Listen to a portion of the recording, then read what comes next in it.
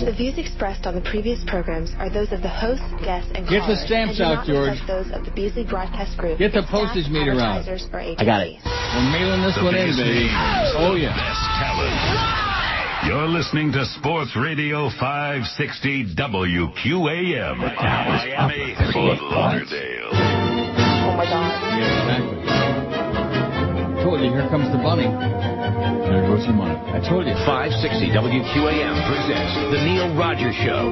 To talk to Neil, dial 567-0560 in Denver Sirius and back Broward. down to 17 In other cents. counties, call toll-free 877-785-NEIL or pound 560 on your AT&T and Verizon wireless phones.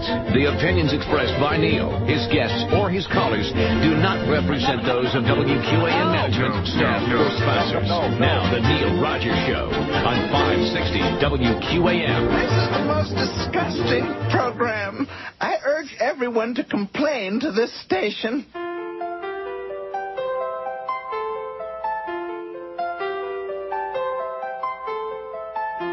Put on my 501s and I'm headed for the street.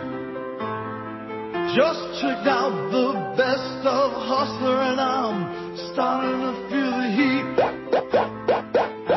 Suddenly I see people checking out my buttonfly scene. Oh, my God. Yeah, I got a first-class riser. It done pitched to tend my jeans. Now I'm sporting a Woody. All right. I'm finding it impossible to conceal. I'm sporting a Woody. You fairy. I feel like an axle without a wheel. Saw the ghost of Elvis. He was sporting one too. Followed him up to the gates of Graceland just to see what he would do. His ghostly face was beaming as he headed for his room. There's a pretty little ghost, she's waiting for his post down in the jungle room. We're sporting Woodies in Memphis.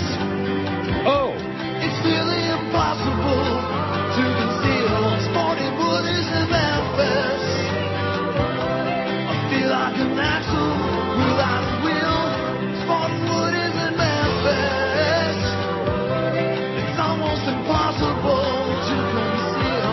Sporting Woodies in Memphis. I feel like an axle without a wheel. Well, George is pretty pissed off about today's poll, Sean. He's really upset. Well, not As really. upset as he ever gets about the poll because he doesn't care. It's just, I don't think it's very fair. Although, Since when did we ever say that life was fair, huh? It isn't. Where did that start? no, it isn't. Look at where we are. I know. I didn't Look where care. we used to be and look where we are now. Anyway, Sirius is down to 17 cents a share. And speaking of that, the fake Greg Budell is back this morning. At least somebody's back. Boy, it is slim and grim on those emails. Wow. Well, it's the holidays, you know, and it's this, bada-beep, bada-boop, bada-bop, and people are putting up the Hanukkah bush and the Christmas tree and all this other crap. And they're shopping until they're dropping, etc. I don't believe it. I think what we ought to do is put up an out-of-business sign on the door. The one thing that keeps us going is that as much as they're trying to drag us down, and believe me, they've done a fabulous job of that, at least we still are above all the other day parts on the station. Every trend, every book. Yeah. For now. I can't wait till we get down to a point. That'll be something. And we'll be with Jolly Joe Bell at the helm. It's possible. You know, we never will. This show never will as long as we have this format on this station. We'll never what? We'll never be the last show. We'll never be anything but the top show. Oh, are you knocking the floor mat again? Yeah, playing pit music on the air will get a better number than the. Are you knocking? Yes, I am. Jerk Street. I'm knocking. Look the how format. successful all the changes have been, man. The Kenny and Blow morning show, and Jerks at 2, Jerks 2 to 4. Boy, I'm getting choked up. George may have to step in here today. Really no. I'm getting choked up. I'm losing my voice. Do you hear it? I'm so emotional about what's going on with us.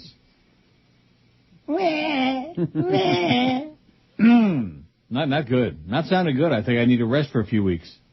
So the fake Greg Budell says, subject, going bust. He's talking about Sirius. So this is Sonny Fox, maybe. We don't know who this is, nor, quite frankly, do I care. It's one of those losers who's salted away his future. It wasn't bad enough that Saul Foose ripped him off for $600,000, but now Sonny has put his future in the hands of people that are going out of business soon, like probably this coming year. The fake Greg Budell says you've got many fans here, meaning it's Sirius, but the problem is your completely understandable interest in making money. We are fresh out. We are fresh out. You want money? We don't got none, son. If QAM is paying you $1 million a year with bonuses for 5 years, then you got a good deal. Where'd you get that number? Well, he's dreaming. You've got continuity and security as well. We would not be able to offer that. And that's it. That's all he says. We would not be able to offer that. As if. Isn't this amazing? This is all because Bubba the Love Sponge on the 1st of next month is going back to terrestrial radio, and therefore these goofballs, whoever the hell they are, have been plotting and planning, it's going to be Phil. Well, it's not going to be Phil because he just signed that deal. It's not going to be me because I got a 5-year deal, and I'm working for Schlemiel with a 5-year deal. Maybe they can find somebody who'll work for food stamps. Yeah, I might. How about S&H Green Stamps? Sure. Do you know that at Hard Rock they've got a slot game, S&H Green Stamps? I had no idea. Yeah. That's where they have Johnny Rockets over there, by the way, at the Hard Rock. George told me the whole story about Johnny Rockets this morning. Very, very disturbing. Very disturbing. But you know what? You've got the right idea, and I'm going to do the same thing. Yeah. Oh, it had nothing to do with Johnny Rockets, which is great. No, I understand that. It had to do with the people. Right. And your good idea is to, at this stage of your life, which sooner than I'm doing, but just scrape the people away from your life who are just not productive. Positive contributors. That's right. We've got enough people dragging us down already right here in this place, right here in this radio estacion. Starting with Joyce and Joe Bell and Clarence. Is Clarence there, by the way, Fatso? Yes, he actually just walked in here for a second. Did he really? What did he want? I guess audio tapes of the basketball games.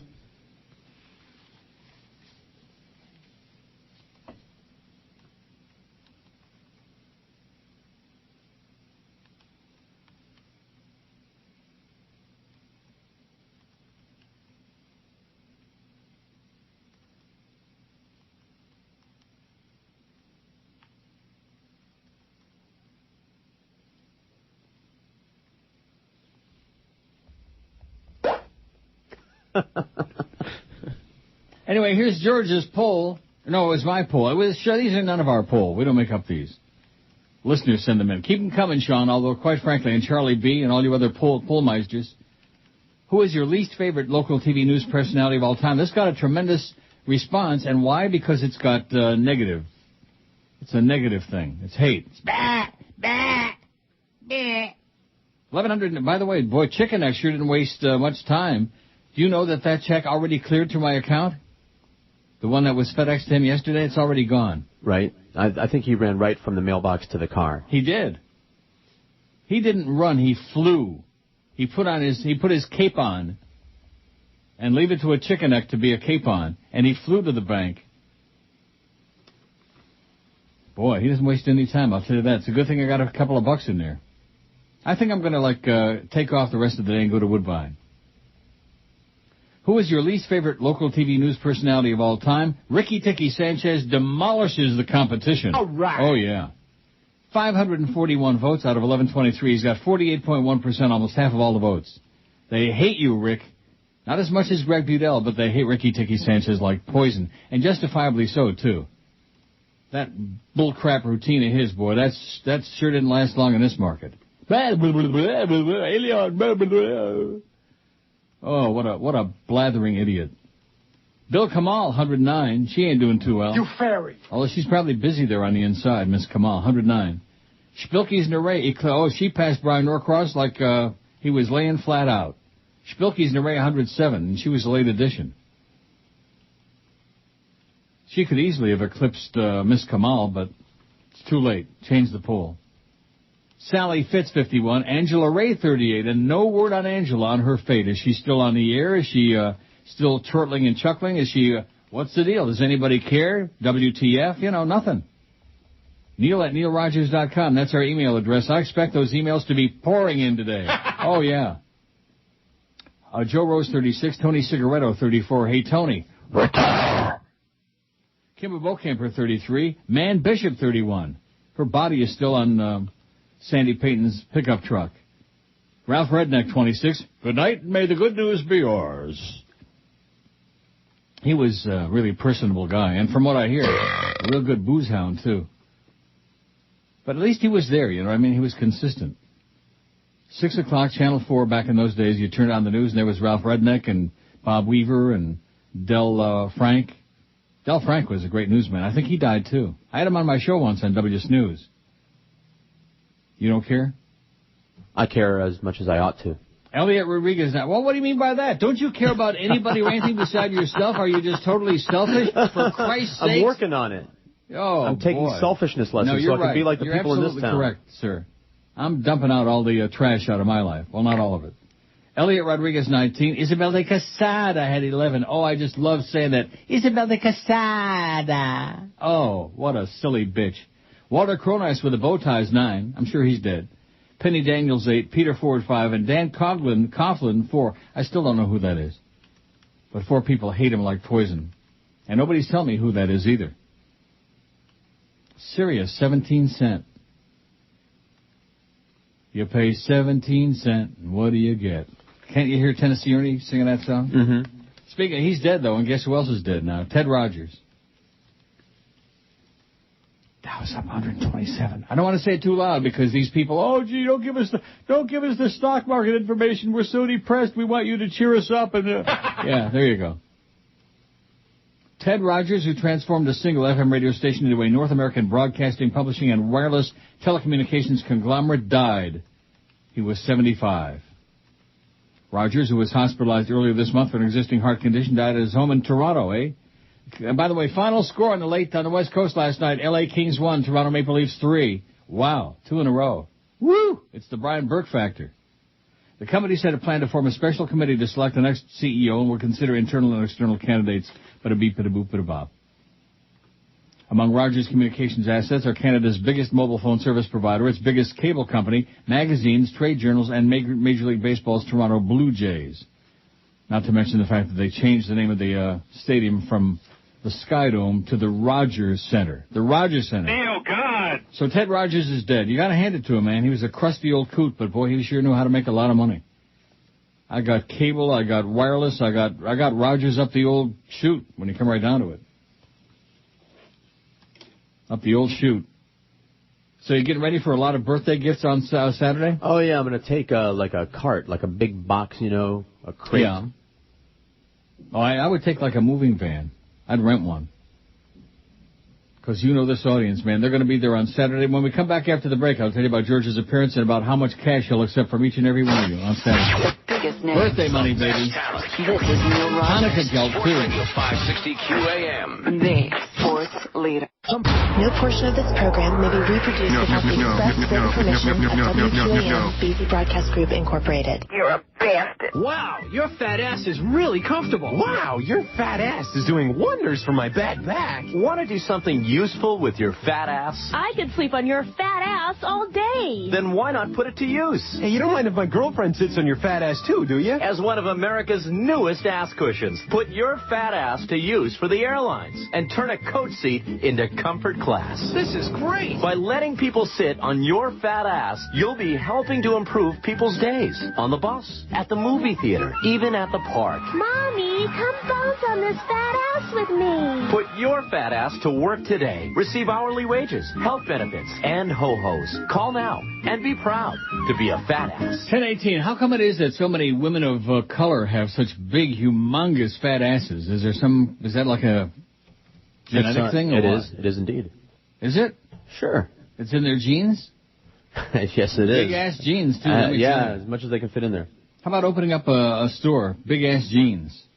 Boy, and the way things are going now, ought to do a land office business. Here's the first piece of hate for the day. Keep the hate coming, by the way. I enjoy it very much, and the audience does, too.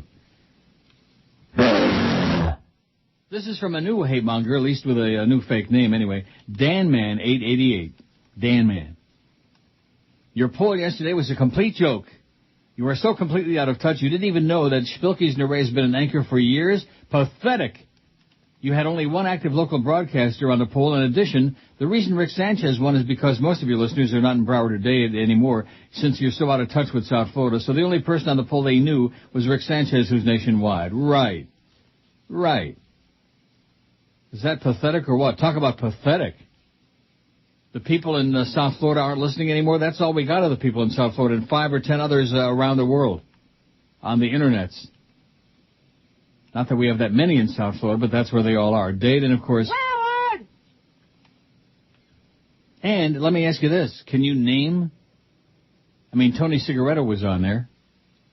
Said you only had one active local broadcaster on there. Is that correct? I don't know. Well, you're the one that cares about these polls now. Oh, yeah. Let's see. View previous. If you're going to rip me an ass, at least have your information correct. Joe Rose, Tony Segredo, Kim Bocamper. Yeah, there you go. See, a whole bunch of them. He's just spewing them out. Elliot Rodriguez, I think, is still around. Yeah. Yeah, we got a couple of them. In addition to which, people like Man Bishop and Ralph Redneck were legendary. When you're going to do of all time, you're not talking about people. Talk about not knowing the names. Who the hell knows the names of most of the anchors on there? Every time I come down there, there's different bubbleheads on there. Who the hell knows who those people are? Do you know that if I put a gun to your head, could you name me most of the news anchors on right now on 4, 6, 7, and 10? No, not most. Maybe a couple. No. Maybe a couple. Maybe. Yeah. And I'm so completely out of touch. But first of all, if I was there every day of my life, I still wouldn't know because I don't watch Channel 7 News. So they can put Spilky's Neray on 24/7, and I still wouldn't know it because I wouldn't watch that swill. Probably Dan Man watches it religiously. That's the important thing about doing a show to South Florida is knowing who the hell the news anchors are. Who gives a flying crap about Spilky's Neray and about that swill they call news on Channel 7? You stick with it, sir. Ma'am, whoever, whatever you are. I think I left a couple letters off of that. Keep the hate coming on the emails. That's basically all we got now. And then we got Greg Budell and the fake Barry Jackass giving me the lineup for Sirius. Oh, yeah, I'm really going to plug Sirius. I'm going to keep coming on here every day and keep promoting all the crap that they got on there. Oh, here we go. Johnny Dark is back. I heard you take a shout at Scott Chapin yesterday. A shot, I think he means. It says a shout. What did he ever do to you? He's a great talent, one of the best in the biz, and a great guy. Why do you keep turning on everyone? Are you near the end and realize there's nothing left? You should change your ways before it's too late, says Johnny Dork. And the topic, ringleader of negativity. Well, you're an a-hole, and so is Scott Chapin. How do you like that? So it kind of figures. I'll never forget that day that he came in when I was playing that tape. It was an old, from way back in the old IOD, early Ranieri days. And it was from some party or something. It was really very funny stuff, and they're all taking shots at each other. And here comes this putz waddling in there during a commercial break, giving me a lecture about, oh, that's going to hurt a lot of people, and I don't know about, like that, you know. Tell me what the hell to do. Other than that, I never had any interaction with him at all, so that's basically the only thing I could judge my feelings about him. He was a putz. But right in your alley, Johnny, good 3x5 card reader. All you guys with the deep voices and the 3x5 cards, you guys stick together.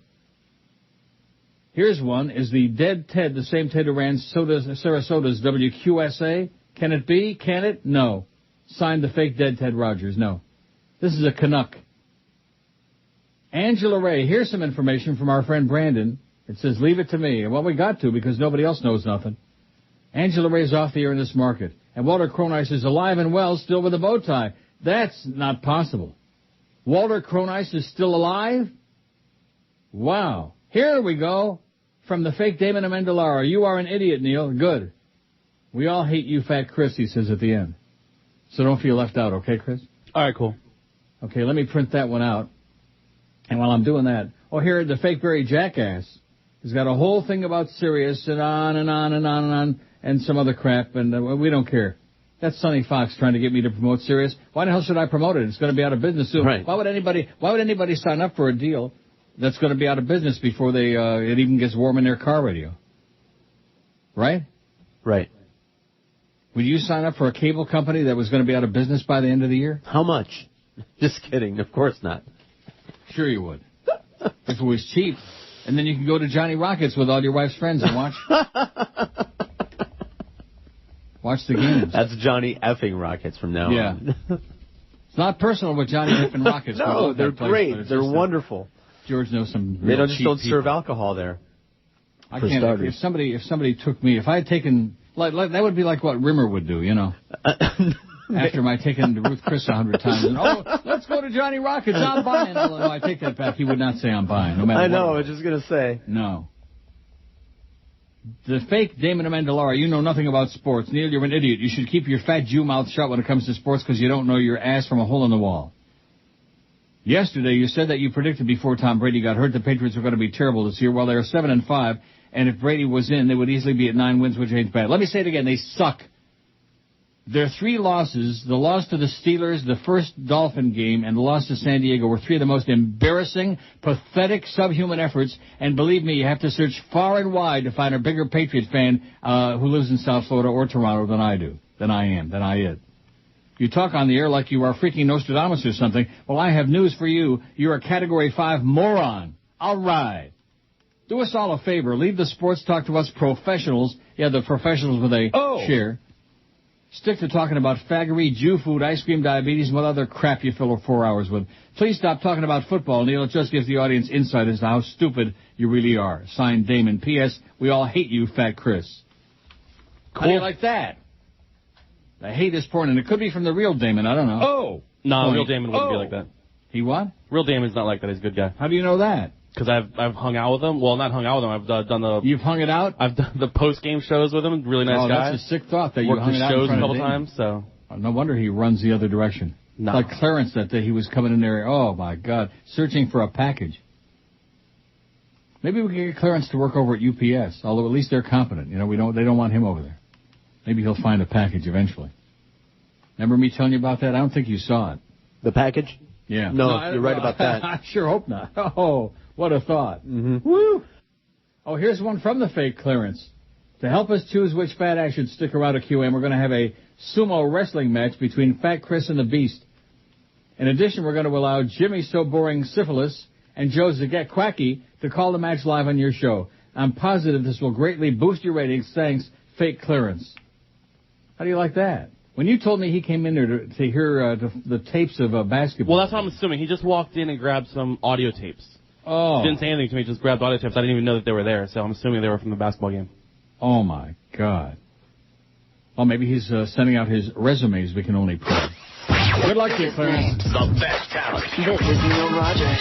Sports Radio 560 QAM. The sports leader. Floridians, dumb as dirt. Now, from the Channel 10 Eyewitness News. All right, get set to Q, Ann. Hey, where's Ann going? What's she doing with that machine gun? Oh, my God, quick, camera to the white. She was fed up with reading one story after another about drugs and violence. Now she wants to right the wrongs and rewrite the news in Ann Bo, starring Ann Bishop. Don't kill me, please. I'll see you tonight at 5, 6, and 11. Gone. Ann Bo. She took the news into her own hands. What are you going to do with me? When I get through with you, there won't be enough of you left to make a good toupee for Don Knoll. Starring Ann Bishop. Also starring Carl Weathers as Dwight Lauderdale. And Don Knotts as Don Knoll. There's a stationary front over the Midwest. Ann Bo. She rewrote the news. Ann Bo. Coming soon. 10:32 at 560 WQAM. She was one hell of an old dyke, I'll tell you that. She was a butch bitch, and she didn't take any crap from anybody. Hated me like poison. Why? Because I used to call her a fat old bull dyke on the air. Stuff like that, you know. She took it personal, I guess. It was just business, and she was taking it personal. She was taking it. At any rate, speaking of taking it, so Walter Cronice is still alive? You don't even remember him, I bet. Nope. George? Not here. What do you mean, not here? Had to go make a visit. Oh, God, I was just going to turn the reins of the show over to George, too, for the rest of the week. Yeah, no. Come on. Mm-mm. So you don't remember Walter Cronice used to wear these big, fat, silly bow ties, like a clown, you know? Yeah, I'm looking for pictures of him. I don't remember. For pictures of him? Pictures. You don't want to see see Bishop that. and Walter Cronice. He kind of looked like Wow, Fruity. that's got to be old. What, there's a picture? Yeah. Wow. Him, the two of them, and from what year? 18 what? I wish I could tell you. I don't know. Man Bishop is on there too? Uh-huh. Now, are they sitting on the set, on the Channel 10 set, or are they like palling it around, palling it inside? It's a black and white picture of Ann and Walter sitting down and two people behind them. I guess it's the two people I bet that you I were could the identify team the that was two people behind him. I bet you probably can, because it looks like they were part of a four-man... Right. Chuck a four-man, Dowdle. That's right. If Man Bishop Glenn Rinker and Chuck Dowdle. Glenn Rinker and Chuck Dowdle. Oh, he went to Atlanta, Chuck Dowdle. What a Yahoo he was. He was the original Yahoo. Yep, Ann Bishop and Walter Cronin seated, Chuck Dowdle and Glenn Rinker standing. Glenn Rinker. Well, Glenn Rinker standing still looked like he's sitting down. He was a midget. He was about 2 feet tall. Glenn Rinker. I have somewhere in my pile here, not that there's all that much, believe you me, it's pretty depressing and this thing with Barry Jackass and all this stuff about satellite radio. Don't care, Barry. Fake Barry Jackass with all, I'm not promoting XM. They're back up to 19 cents though. Where the hell is that thing? Oh, here we go. From LaSalle 56, whoever. Oh, Rich in Orlando. Thank you, Rich. Anyone who lived in Miami in the mid-'70s has to remember Ron Hunter at Channel 10. He was the pretty boy they brought in to compete with Ralph Redneck and Wayne Ferris. Ralph Redneck was on what was then Channel 4, and Wayne Ferris was on Channel 7 before they started hyperventilating. When teamed with Ann Bishop, it looked like Beauty and the Beast. He gave off an air of, screw the news, look at me, I'm beautiful. I remember Ron Hunter, and he was not beautiful, believe me. He was no Jimmy Syphilitic. He sucked. I think he lasted 2 years, says Rich. They brought in Glenn Rinker to replace him. Hunter died about 6 months ago in Vegas at the age of 70. In numerous obituaries, he was referred to as the real Ron Burgundy.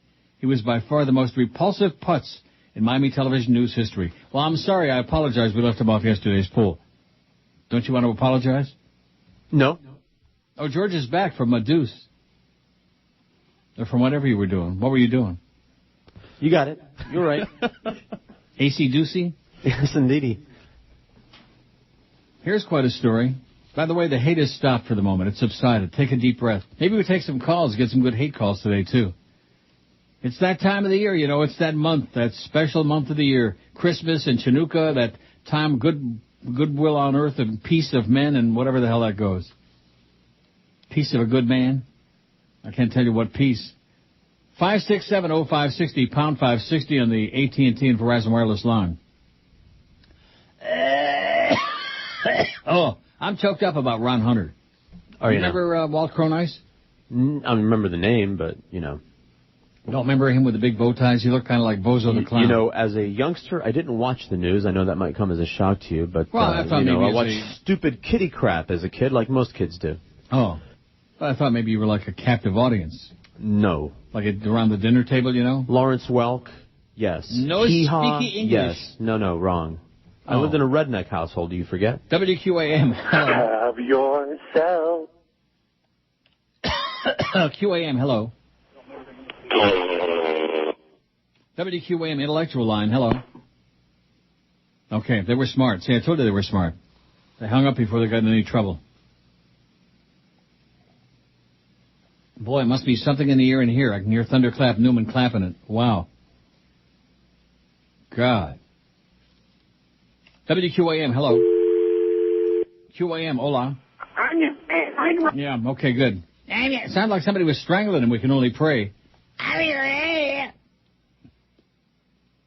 Martin County Sheriff's Office deputies arrested a man who threw hot sweet potato pie in his girlfriend's face on Thanksgiving because he didn't like the food. How do you like that? Hot sweet potato pie. That sounds like crap, by the way. I don't like sweet potato pie. No. Thanksgiving, Christopher Ford, 46, went to his home on the 8400 block of Southeast Fern Street. I wondered on where this is. It just says Florida man. Oh, Martin County. Where's that? I don't know. North of us? A-hole. Yes, I am. Ford was upset with the meal his girlfriend fixed for him, and they got into an argument in the kitchen. While arguing, Ford picked up this... What? Port St. Lucie, Lake Okeechobee, that area. Oh, yeah, that figures. Bunch of real yahoos up there. Ford picked up the sweet potato pie his girlfriend had recently removed from the oven and slammed it into her face. She just took it out of the oven. It was just scalding hot. Ford ran outside the rear door of the residence when the woman's 3 teenagers went to the kitchen to see what the ruckus was all about and saw their mom with pie in her face. How do you like that? It's one thing to have egg on your face, but I bet those kids never saw anybody with pie on their face. I'm your friend. Wow. Talk about loud. Was that us or was that him? No, that was him. I haven't touched the... Holy, don't touch it. WQAM, hello. Hello. Yes. This the Neil Rogers Show? Yes, sir. And this is George? No, Yes. This is Neil. Oh, Neil, what's up? How you been? Okay, how you been? I've been great. I haven't heard from you in a long time. Yeah. It's just good to hear your voice again, Neil. Uh-huh. I'm glad you're still alive. Okay, me too. We see you. God bless. Take care. Oh. See, you said you're still alive. I think we're going to have an attack of some kind here. Yeah. I'm sure it was intentional. Dr. Al. Oh, the stuff that's coming in on here. I mean, I've got a bunch. I wouldn't wish them on Jimmy Syphilitic. That's how bad the emails are. They're sparse and few, and then the fake Greg Budell is back. Obviously, doesn't have much of a life. And Johnny Dark giving me a lecture about who I should like, who I should rip. I'll rip whoever the hell I want to rip, okay? I don't like Scott Chapin.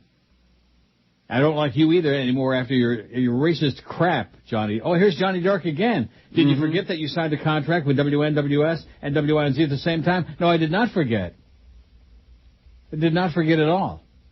And went to court and won, prevailed, thanks to Judge Rifkin. Thanks, Lenny.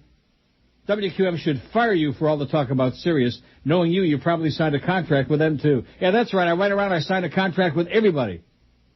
It's a crying shame that the media has given you so much attention over the years when a lot of other talent gets ignored. Like you, Johnny. Who the hell knows from you? Which one of the 100 Johnny Dorks are you? You don't appreciate any of the success you've had or people like Glenn who have helped you get there. Same on you, it says. Not shame on you, same on you. Is that a typo or is he just still a moron? Biggest names. The best talent. This is Neil Rogers. Sports Radio 560 QAM. The sports leader. The biggest names. The best talent. It's the Mad Dog, Jim Mandit. Afternoons 4 to 7. All right. Sports Radio 560 QAM. The sports leader. Neil Rogers, God. The brokers on Wall Street don't know it yet, but a bear market is coming to get them. 1, 2, bad news for you. 3, 4, profits out the door. A nightmare on Wall Street. 5, 6, better sell off quick. 7, 8, cut the interest rate. Terror on the trading floor as stocks plummet into the depths of hell. Sell, please! Sell now! A nightmare on Wall Street in portfolios everywhere. 9, 10, now you're broke again. Oh, come on, be positive now. Let's make a little bit of a comeback today. I don't want to tell you how much, though, because that would be cheating. That would be talking about the stocks. Look what it did for Rick Riley. Yeah, destroyed the show? Yeah. Fair value is +2. Yeah, he turned it like a stock market Ricky Sanchez. I bet you that Suds rips him an ass when he's in there with you off the air. No, he does not. Doesn't he? Mm-mm. You know Suds. What?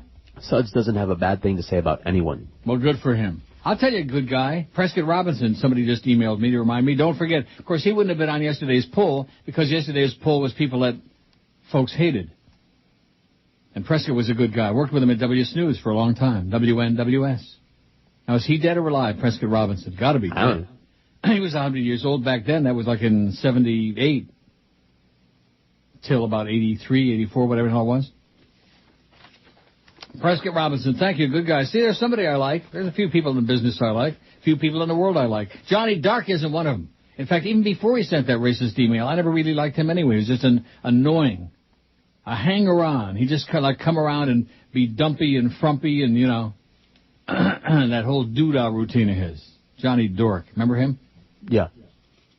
Although it was great that day he came in and had lunch with us. He had so much to say. Not. And as far as the bird is concerned, oh, my God. Talk about getting it upside down, ass backward. Talk about carrying people who had no, I mean, I don't even want to go into it. Why rip the dead, right? Because it's fun? You know, what? Because it's fun? No, there's no point in doing it. You could kick him. Took him over to IOD there, and he sat there and moped. He moped. For $50,000 a year and all the free food he could shovel down his face, he sat and moped. Oh, he's talking about the Cubs again. Yep, he'd put his head down on the desk on the counter. Right. Or he'd storm out in a huff. No, he didn't storm out. I watched it. Did he really? Yep, it was while I was training there. If the show went in a direction he didn't like, he would do something, throw a tantrum of some sort. Yeah. Well, it was all about him, you understand. I do. I didn't know that, but, you know. Well, I'm glad you finally figured it out. Vince in Jacksonville says, I must have missed this episode of Supernatural. By the way, I never gave the poll we're doing now, did I? Not Well, enough. that's all right. We got a lot of time. Too much, if you ask me. 2 hours of this crap would be more than enough, Joe Bell. Let's get some more sports on there from noon to 2. Ooh, yeah. Oh, I got a Tom Jicker report from the real or fake. I don't know. I don't. They're think all fake. They're all fake? Come on. I got several of them from the fake Tom Jicker. One of them says that they're putting Jim Rome on middays across the street. Well, we've fought that battle before, and it wasn't much of a battle.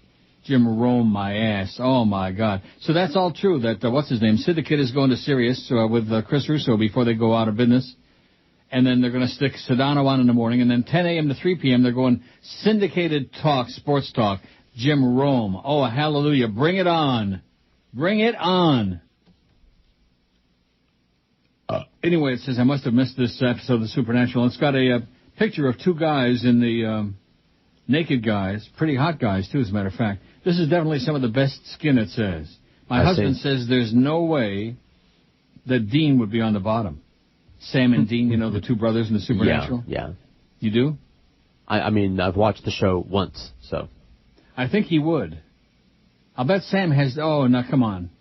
I'll be watching reruns to catch this. These boys sure are pretty, huh? Love you, George and Fat Chris. Signed Vince in Jacksonville. And it says, my husband says there's no way. Well, I don't know. Maybe Vince has got a husband. Maybe. Maybe Vince is... Yay. Hey, Vince. You fairy. I don't know what you're talking about. Anyway, here's the poll. What movie or TV show has the best flesh? And George is really whipped up to a frenzy, really PO'd about this poll. Not a happy camper. Oh, wait a minute. Let me go back to this. Barry, somebody says about today's show, I transcribed your show so far today for a recap just in case you missed it. Wah, wah, wah. The fake this moron. Wah, the fake that moron. Fat Chris is fat. Wah, wah. The Dow is down. But it's okay, Neil. I still love you and will never stop listening. I have no life. Barry. Oh, it's a P.S. I love Fat Chris. Barry McCockner. Attaboy, Barry.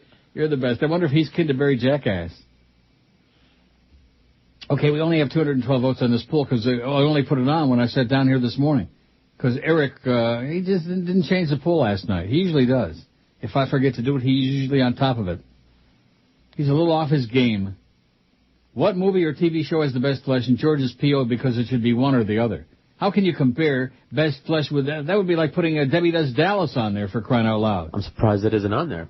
Yeah. We got Caligula. Spanish Soaps 47, Baywatch 30, Caligula 28, Boogie Nights 15, Wild Things 15, Showgirls 12, Basic Instinct 12, Porky's 9. Oh, please.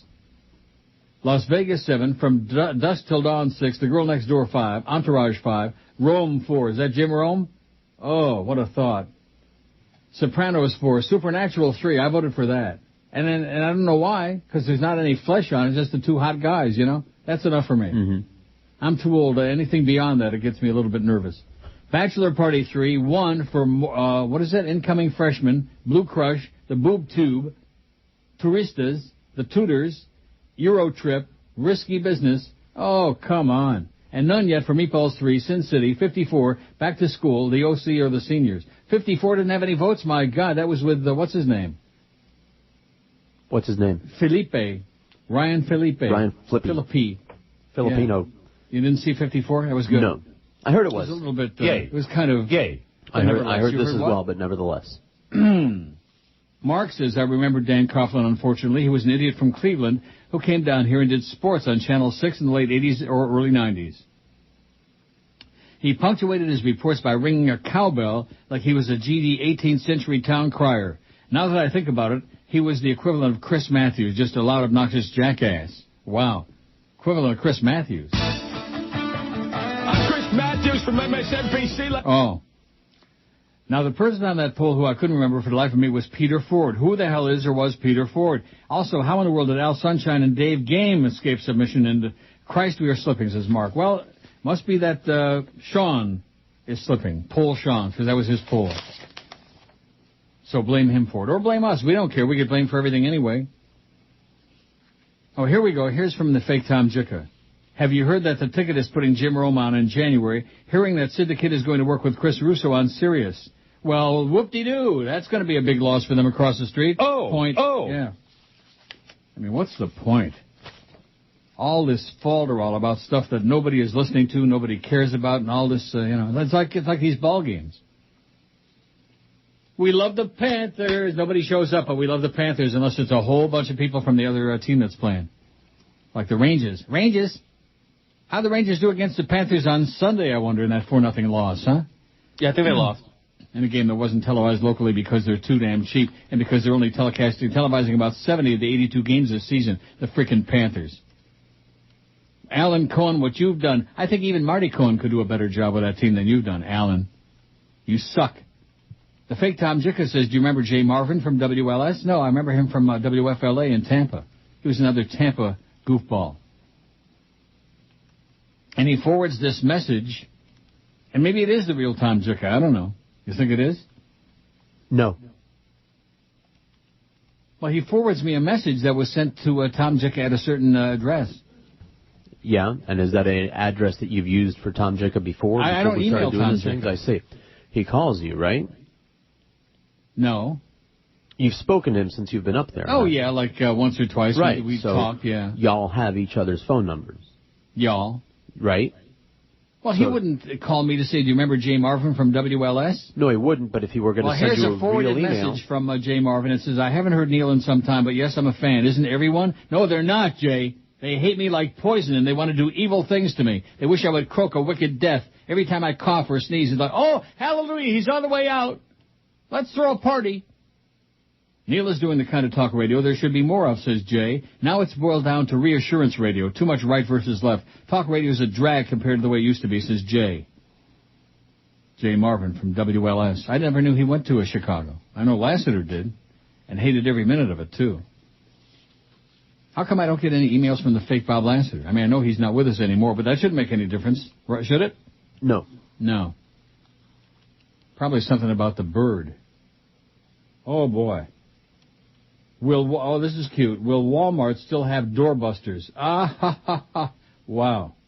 Neil, it might interest you to know that one of the Julios who's been calling you for years with all the Maricon stuff is an on-the-air personality at 98.3. His name is Tony. He masquerades as a Puerto Rican, but he's really a Dominican punk. Also, that guy D.A. really sucks. How do you like that? From Dave. Thanks, Dave. Maricon, that's an on-the-air guy. So they say. Do you believe it? No. Yes, no, don't care. How about that? You don't care. I don't. It could be a lie. It could be the truth. It doesn't matter. You know what? You're right. You got the right altitude. Tim Potts, oh, God, is he back? Oi. Right. Remember him? Yeah. And I hope I never do. Did you see the story where a mother made her son stand on the street corner and wear a sign that said, I am a liar and thief? He had stolen a cell phone or some crap. Yada, yada, yada. Oh, boy. And also, whatever happened to Chuck Meyer, asked Tim Potts. We don't know. He went to Cleveland and he bombed there. Oh, Johnny Dark, I seem to remember Tom Leykis beat your ass in the ratings in the spring of '85. You left WNWS for WINZ. Tom, like Phil Henry, had the sense to leave Miami for greener pastures. You did not. Yeah, he got in the car in the middle of the night and took off for Arizona, for Phoenix. When the real ratings come out after the World Series, I wasn't even on except maybe 2 nights during that whole fall book because they carried the World Series on INZ, which everybody was watching on TV for free. As you well know, Johnny, Tom don't like us. Yeah, I only wish I could be just like Tom don't like us. Biggest names. That's my goal, Johnny. And then after that, maybe you. Radio 560 QAM. The Sports. The biggest names, the best talent. You're listening to Sports Radio 560 WQAM. Miami, Fort Lauderdale. This is the Neil Rogers Show. Rock solid. This is your brain. Any questions?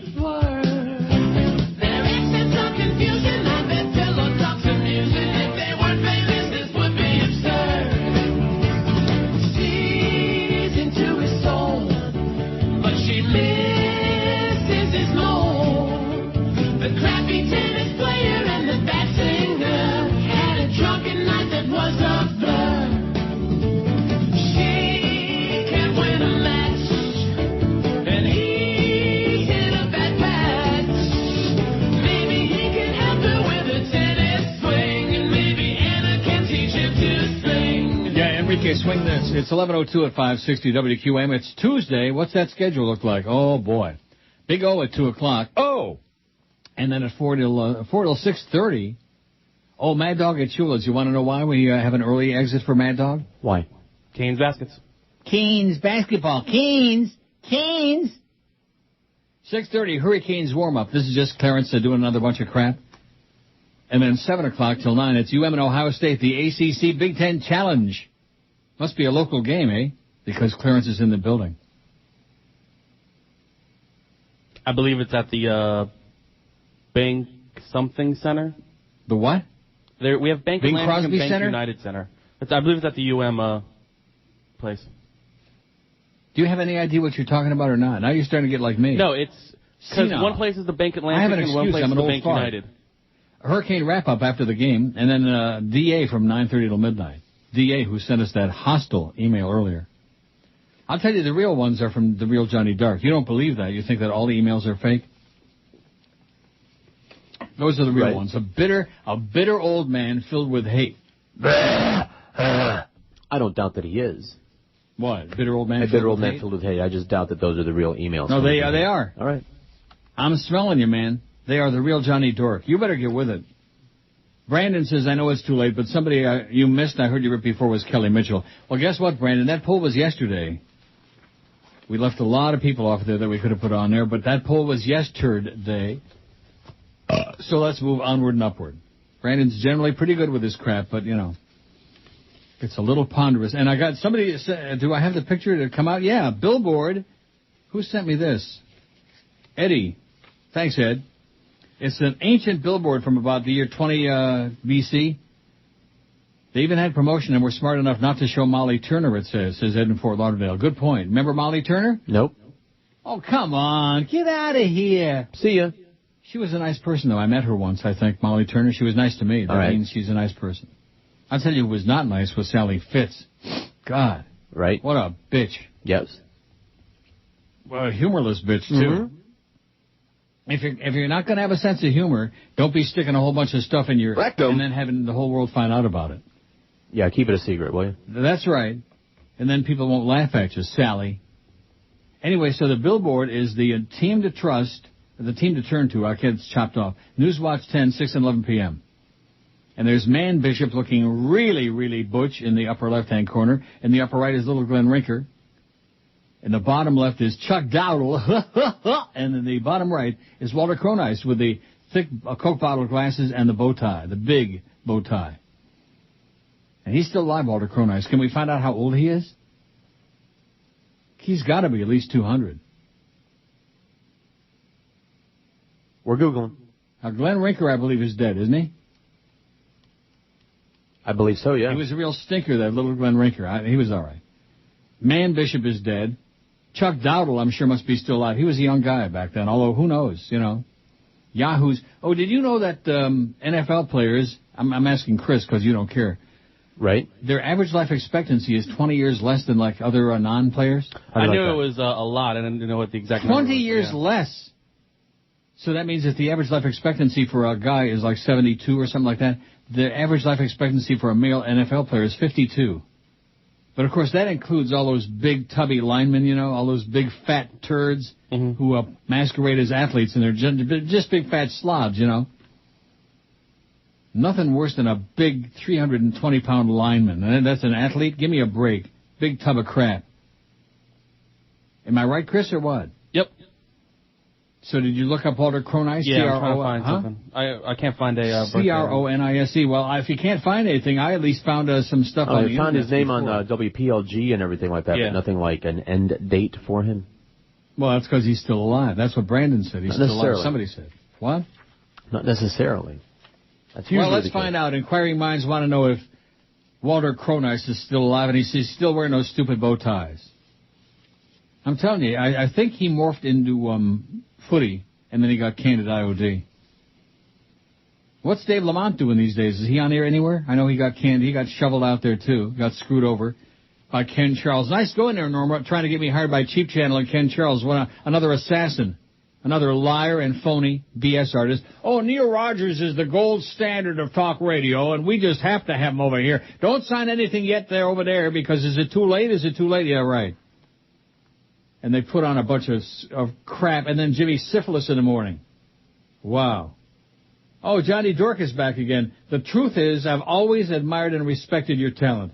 You turned on me based on an imposter's email? You are the racist who used to talk about the Schwarzes and Hurricanes before it became unpopular. Why don't you say something nice to someone for a change? Why not call out someone like Ron St. John, who is a great talent, has been on the air in Miami for years? He gets no credit except for when he did the PA at the Dolphin games. God bless him. I dare you to say something nice. Well, I don't know Ron St. John. He did a hell of a lot better job at the PA at the Dolphin games than what's his name? Than a jerk from our morning show, Kenny Walker. And a hell of a lot better job than that goofball from the from the Hurricanes. What's his name? The pickle guy. Jay Rokeach? Fat Jay Rokeach. God. Hurricane basket, but oh my God, he is just...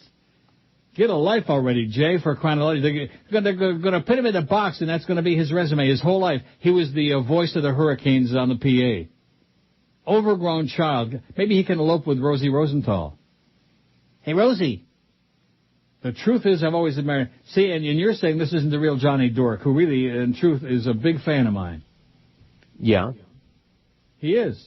He's just getting off on this. Here's a poll from Brandon. Boy, he's busy today. What is something you regret doing? Having sex before marriage, having sex with a relative, having sex with a minor, having unprotected sex, paying for sex, stealing, killing somebody, letting myself get fat and out of shape. That's my vote. Getting married, getting divorced. Did we just do this one? It's very similar to the one we just did. Thanks, Brandon. We just did that. Oh, here's radio, what is this? I can't even remember. Reed Iohead. You sound great on Sirius Channel. That's Alex Bennett. Yeah, you could come replace Alex. All he talks about is hockey. All my hatred, signed the fake Lynn Samuels. Yeah, that should tell you what that's all about. They got Alex Bennett and Lynn Samuels on there.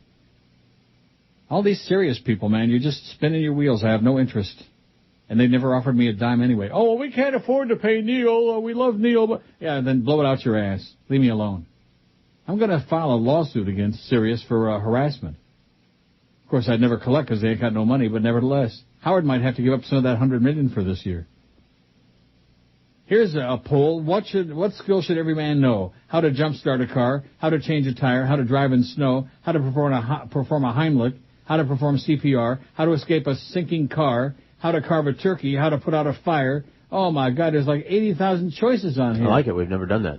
You like this one? Mm-hmm. Well, maybe I'm going to print it out. I could email it to Eric, and then he could hold it, and Right. But I'm not going to do that. I don't see that it's that big of a deal. You make such a big thing and say, oh, no, if you email it to him, it's so much easier. Now he's got It is. I don't care. I don't care. I know. I could, but I don't want to, because like Johnny Dark says, why make it easier for you and him both? Right. That's what Johnny Dark said. I should only croak a wicked death. He's a good one to talk with, those damn checkered shirts from Doodahs. Good God.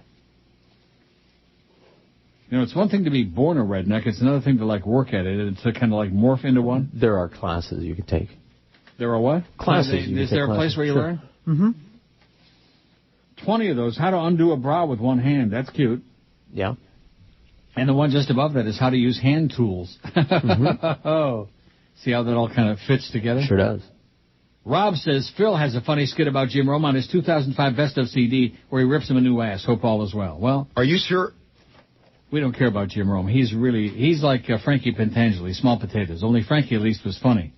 We liked Frankie. Jim Rome still sounds like a 12-year-old high school kid doing sports. All these sports mavens, man. All these mavens. This one sucks. This one's good. This one's great. You know, it's just garbage, including that Jerk Street. I didn't hear Joe say anything about him today. Did we finally get a day? Maybe it's the holiday season. Maybe these guys are too busy for us. No, I'm sure he'll be on. What? I'm sure he'll be on tomorrow. No. And Drew Rosenstein, Krantz, Hausberg, Schwartz? I don't know. Let's find out how he's doing with the ladies. We don't care how he's doing with the ladies, okay? I don't think he's even got a penis for crying out loud. Rosenstein, Krantz was on Monday Night Football last night. Said absolutely nothing. Right, just like that other Tony Cornholer they got on there. What the hell does he bring to the broadcast? Oh, he brings nothing. He's just zero. You know, they thought he was going to be the next big thing because of the whole PTI, and he's fine on PTI when he has a script and he knows what to do. He's fine. But he adds nothing and he's not funny. Exactly. Like I've always told you, there's nothing worse than a guy trying to be funny who's not, and that's Tony Cornholer. Even the Humper made some caustic comment. We were having dinner at Woodbine that night. He said he's a good friend of mine, but I just don't know what the hell he's doing on there, or something like that. He ripped him an ass. Nice going, Humper. Jackie says, stop with the Jim Rome. I wish he would burn. Just hearing his name is killing me. Stop. It's got like 8 million STO. Stop. Okay, quit talking about Jim Rome, George. Okay. Biggest names. The best talent. This is Neil Rogers. Sports Radio 560 QAM. The sports leader. Danny Dark. Join the NRA. Shoot your gun today. Have yourself some down-home Christian fun. Blow your friends away. We'll back you all the way. Defending your right to own a gun. When you think of all the benefits you're getting, life will be sweeter when you pack your heater and carry a license to be deadly. Come on and join today. It's the American way to be a member of the NRA. Aim for the knee, aim for the chest, and always aim for the head in case they're wearing a vest. Sharpen your skills, get more luck. We'll be there to defend your right to own a gun. Come on and join today, and you'll be proud to say you're a member of the NRA. What are your initials, Neil? NR, eh? 11:18 at 560 WQAM. That's the Canadian way to do it. Got that UM basketball crap on tonight. Be sure to miss that. Clarence will be on there with Joe Zagakakakaki, and is the Beast on those too? Don't know. Boy, the Beast and we're getting the newest feud in the building. My God, the Beast and Fat Chris there hate each other like poison. It's not a feud because I just don't care. Don't give me that crap. You don't care. You despise him. What you said before the show today, I wouldn't wish that on Hitler. What did I say before the show today? I don't remember. Oh, okay, because I didn't. Andrew says Uncle Walter's been dead to death for years now, if not 20, at least 10. I should know. I used to work with his son. Well, thanks, Andrew. Hey, so you want to hear something kind of funny? Yeah. Lee just came in here. He's like, I can't take it anymore. I can't stand it. And I'm like, what's up? He's like, if no one else is going to fix those rejoiners, I'm going to go fix them myself. So he wrote down what the rejoiners were that don't end in the sports leader. Mm-hmm. He's going to go, I guess, try to give them the proper tag. How do you like that? Somebody in the building who cares about what's going on in between 10 and 2. Unlike our program director who's a jackass, a pimply-faced, pimply-assed moron. He's a pimple on the ace of progress, that Clarence. Thanks, Lee. See, at least Lee cares about us. I told you that. Mm-hmm. And you said, no, he's just a Joe Bell. Yeah, that's what you said. He's a Joe Bell ass licker. That's exactly what you said. I said, no, he's a good guy and he cares about this show. He's the only one. Him and Muff. Muff used to care about us, but you notice he's AWOL lately? Now that we got no restaurant deals anymore? Oh, well. I wonder if the audience has noticed that, too, last couple of weeks. Oh, we got nothing this week. How about we do one for Johnny Rockets? Johnny F. Sure. Rockets. Johnny F. and Rockets. I'm on board. Yeah. For that. I know who to give the certificates to, too. Yeah, I bet you do. I'll bet you do. That was quite a story. And George is telling me this long, way too sad long. story this morning. And what he doesn't know, but I'll tell him right now on the air, is that I missed half of the story because I was out in the other room getting my bottle of soda and you didn't miss much. Getting organized for the show and stuff that I do every morning. And I thought now would be a good time to get all that stuff done because when I come back, George is still going to be pop. And sure enough, he was. Oh, yeah. No he worries. was still going on with the story. I don't know. I don't think I missed much. You didn't. I missed a little bit of the part where you said that your wife's friends were a-holes, but other than that. Yeah. Rob says Al Sunshine is still alive, and he's in Cocaine Cowboys DVD, and he's ballooned up nicely. I know that. I come down there once in a while, like last weekend. I keep trying to tell these people these things. Was it this past weekend? Yeah, this past weekend. Today is Tuesday, right? I don't know. When you get to be this old, all the days blend into each other. You're just happy you get up in the morning and crawl out of bed. Like Wayne Arnold said, he's happy at the age of 70 he can put one foot in front of the other one. He'll be open soon, Wayne Arnold, and then they will fear us when they get those Neely burgers going. But before he opens, we're going to have to stick with Johnny F. and Rockets. Right. I think you should tell that whole story again on the air. We'll kill at least another hour. Yeah, I told it like twice. I can go out and take a nap. Yeah. I can go buy some bacon. I don't have any damn bacon. Steve in Richmond, Virginia says, oh, it's so good to hear from people out of town. I feel so much better about life. I first started listening to you in 1989 when I moved to South Florida from Virginia, and I must say between you and Rick and Suds, I was a daily listener with interest. Like you, I deeply appreciate the medium of radio, and growing up in Richmond, I used to tune to anything I could pick up at night, usually New York City stations, of course. Now I'm able to get a lot of stations with my Grundig radio at night, at least a few nights a week. I listen to that target of your affection, Joey Reynolds Pinto, which I get from Flamethrower in Buffalo.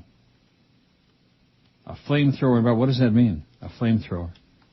I don't know. Is he on WKBW? Oh, God forbid.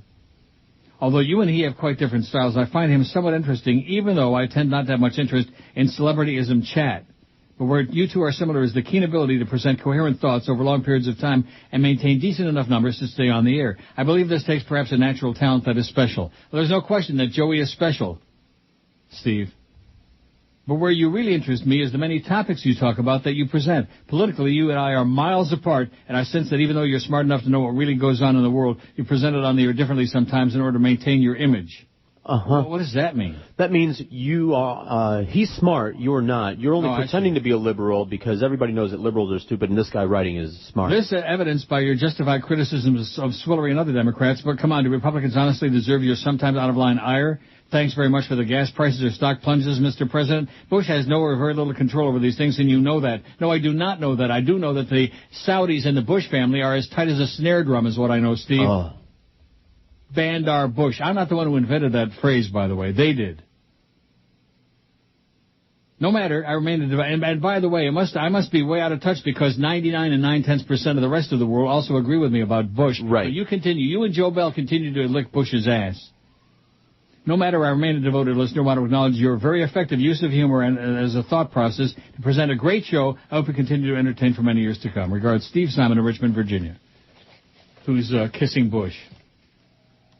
You hear that? What? The sirens are going down there. The ambulance.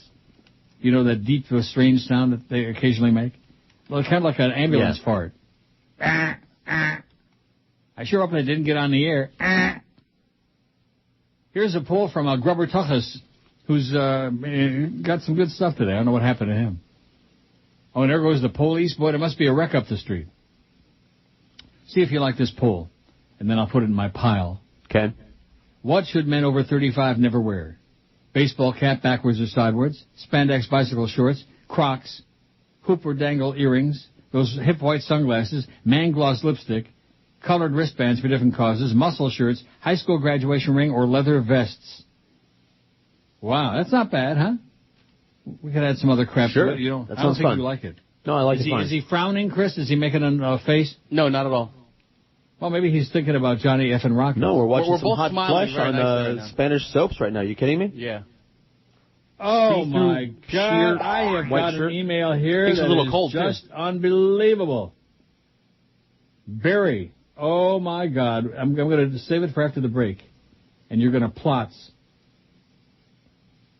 Can you handle it? Yeah, well, sure. It's not as exciting as your story about Johnny F. and Rockets and those cheap bastards that repaid your generosity by taking you for a I think it was Patty the Melt one. sandwich. Did you at least have a Patty Melt sandwich? No, I told you I had a chili burger. Oh, was with it good? cheese. Yeah, it was very well, good. Well, then quit your bitching for Christ's sake. The biggest names. The best talent. This is Neil Rogers. Sports Radio 560 QAM. The sports leader. The biggest names. The best talent. It's the big dog, Joe Rose. Weekday morning, 7 to 10. Sports Radio 560 QAM. The sports leader. Did he tuck it or did he cock it?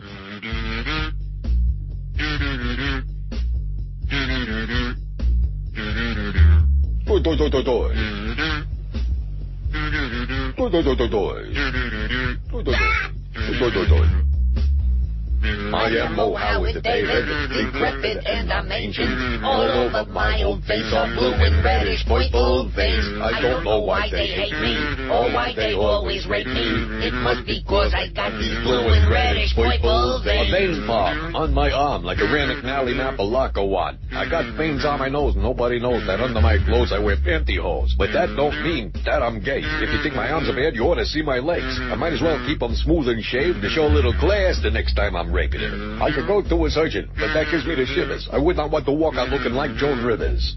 Where am I here? I fired the beast, the fat little freak. I did him a favor. Now he can't afford to eat. The reason I dismissed that stinking fat bastard is because he wouldn't shut up and he can't play canasta. Hey, somebody talking over there? Nobody talks when I rap. I rap, then you talk. Hey, look at me. I'm hip, hip. I ain't no square. I'm a ding-dong daddy, man. I'm really dead. I fire anyone I want. I don't care. Especially if they make me flip my wig made of smelly green hair. I got fired myself. It even happens to the greats.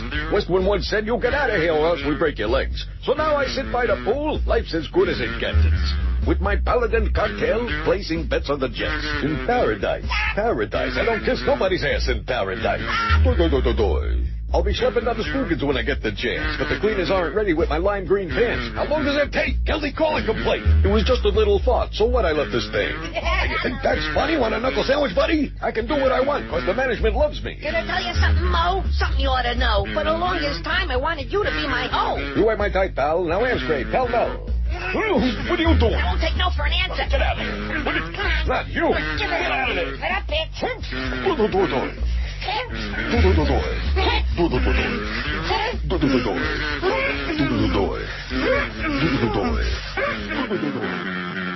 $11:31 at 560 WQAM. You'll never believe it. I got an email from the real Tom Jicka. Okay. It is. Okay. He says, I take it as a compliment that I have an imitator. I hear the bit driving to work. You know, I've never tried to insinuate myself into your show. In the future, if I feel a need to email the show, I'll use the code word, and he's got a, word. All right. And he mentioned something in here that only he and I would know. Right. Way back in the... right. See? Back in the day. So thanks, little Tommy. Now, here's a very depressing one, if you really care, although I don't care. From Madeline Garcia. Subject, losing a fan. It's 11:20 on December 2nd, 2008. This is the day I stopped listening to the Neil Rogers show. I know his shtick is to be angry. She's writing it like to a third party. Mm-hmm. I know his shtick is to be angry, but this is just too much. Why does he need to blast everyone? Maybe it's me, but he's gotten too negative lately. I've listened for 10 years, but this is it. Goodbye to the Neil Rogers show. Goodbye, Madeline. Goodbye. I'm too negative. Bye, bye, bye. Yeah. Sour bitch. Oh, there he goes. You hear that? I can't. And, well, she wouldn't hear it anyway. She just said goodbye, That's right. Somebody tell all these people that threaten her. I'm leaving. We're leaving. And then like 2 weeks later, here's another email from the same loser, Let's take a look before we get to this Prozac Ron life story email. Oh, you won't believe this. So you're right. I won't.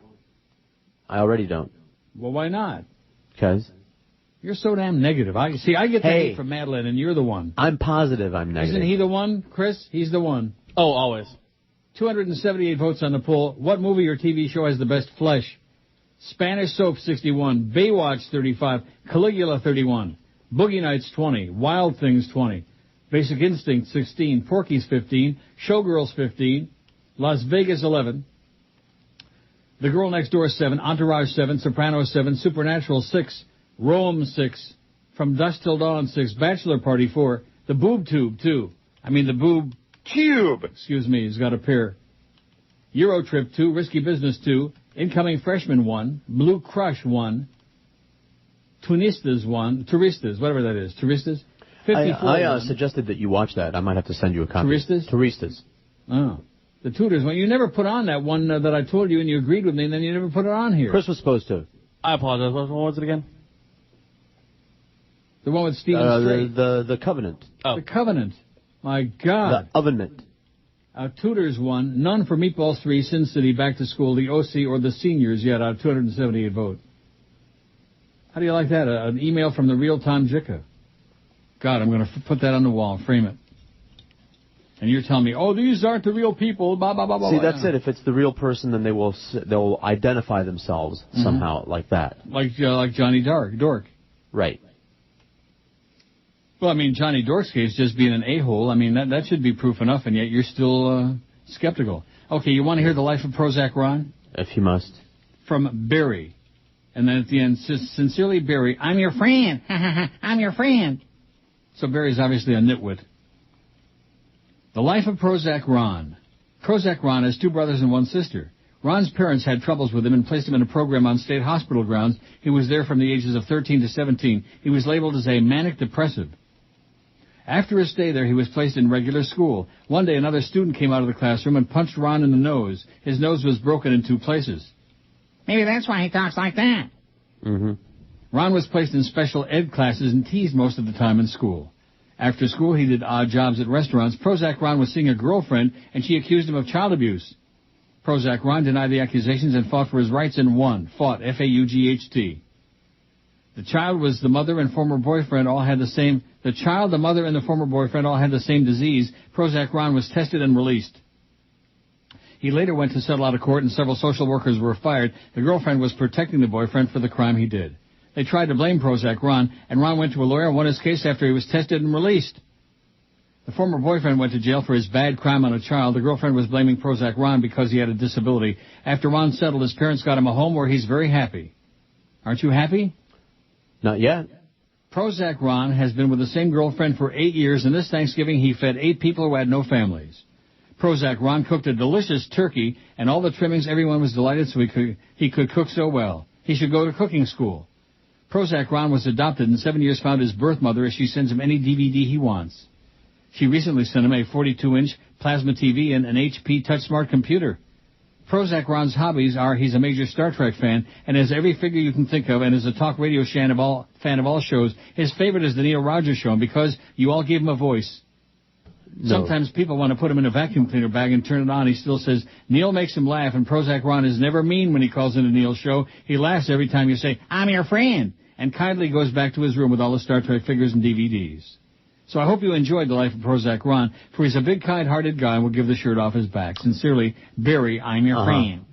He's a bad person. He's a stalker. He's evil. He deserves to be arrested or something like that. He's not funny. He's not amusing us. We've asked him nicely. I've made several attempts on and off the air to have civil conversations with him about getting him to stop. I said he's not amusing us at all. He's a stalker. He needs to stop. And if he died, I'll throw a party, the likes of which has never been seen on Earth. No, what a nice place. Oh, here's one. It says, from the fake Larry King. Don't miss Larry King Live tomorrow. And it's got a picture of Larry with those suspenders.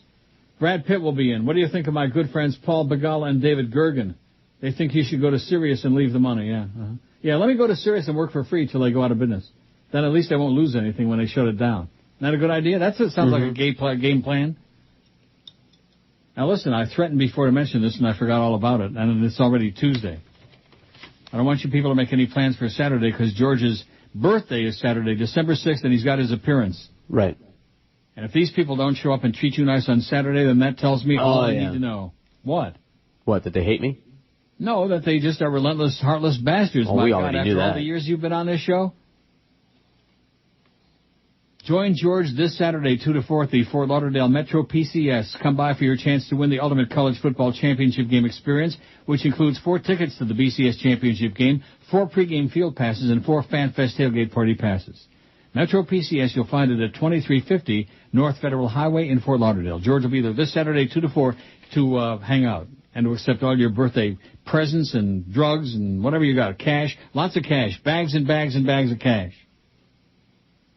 Right? Right. Now you're going to declare it if they bring you like over 20 grand? Yeah, I'll declare something. Because I'm sure that I do declare. Is this the real Tom Jicka? Oh, I see.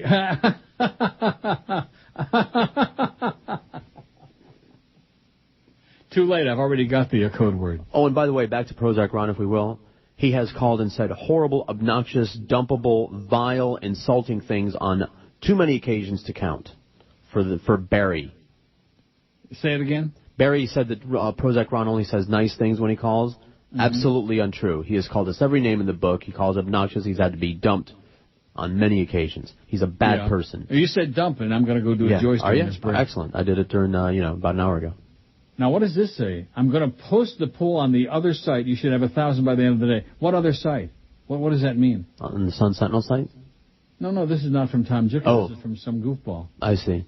So, anyway, speaking of Joyce, see ya. The biggest name. Have a good time. The best talent. This is Neil Rogers. Sports Radio 560 QAM. The sports leader.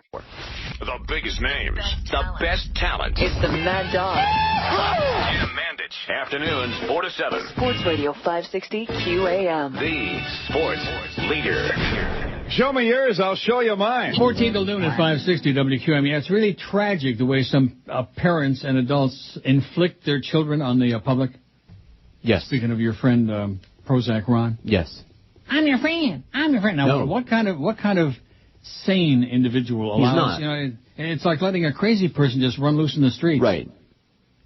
I blame the family. That's exactly correct. And they were right there at Gulfstream, I believe. Right. There's nothing funny about it. No. And, of course, our management, they sit back and oh, geez, you don't want us to do something, do you? Oh, geez, what are we supposed to do? We don't know what to tell you, Neil.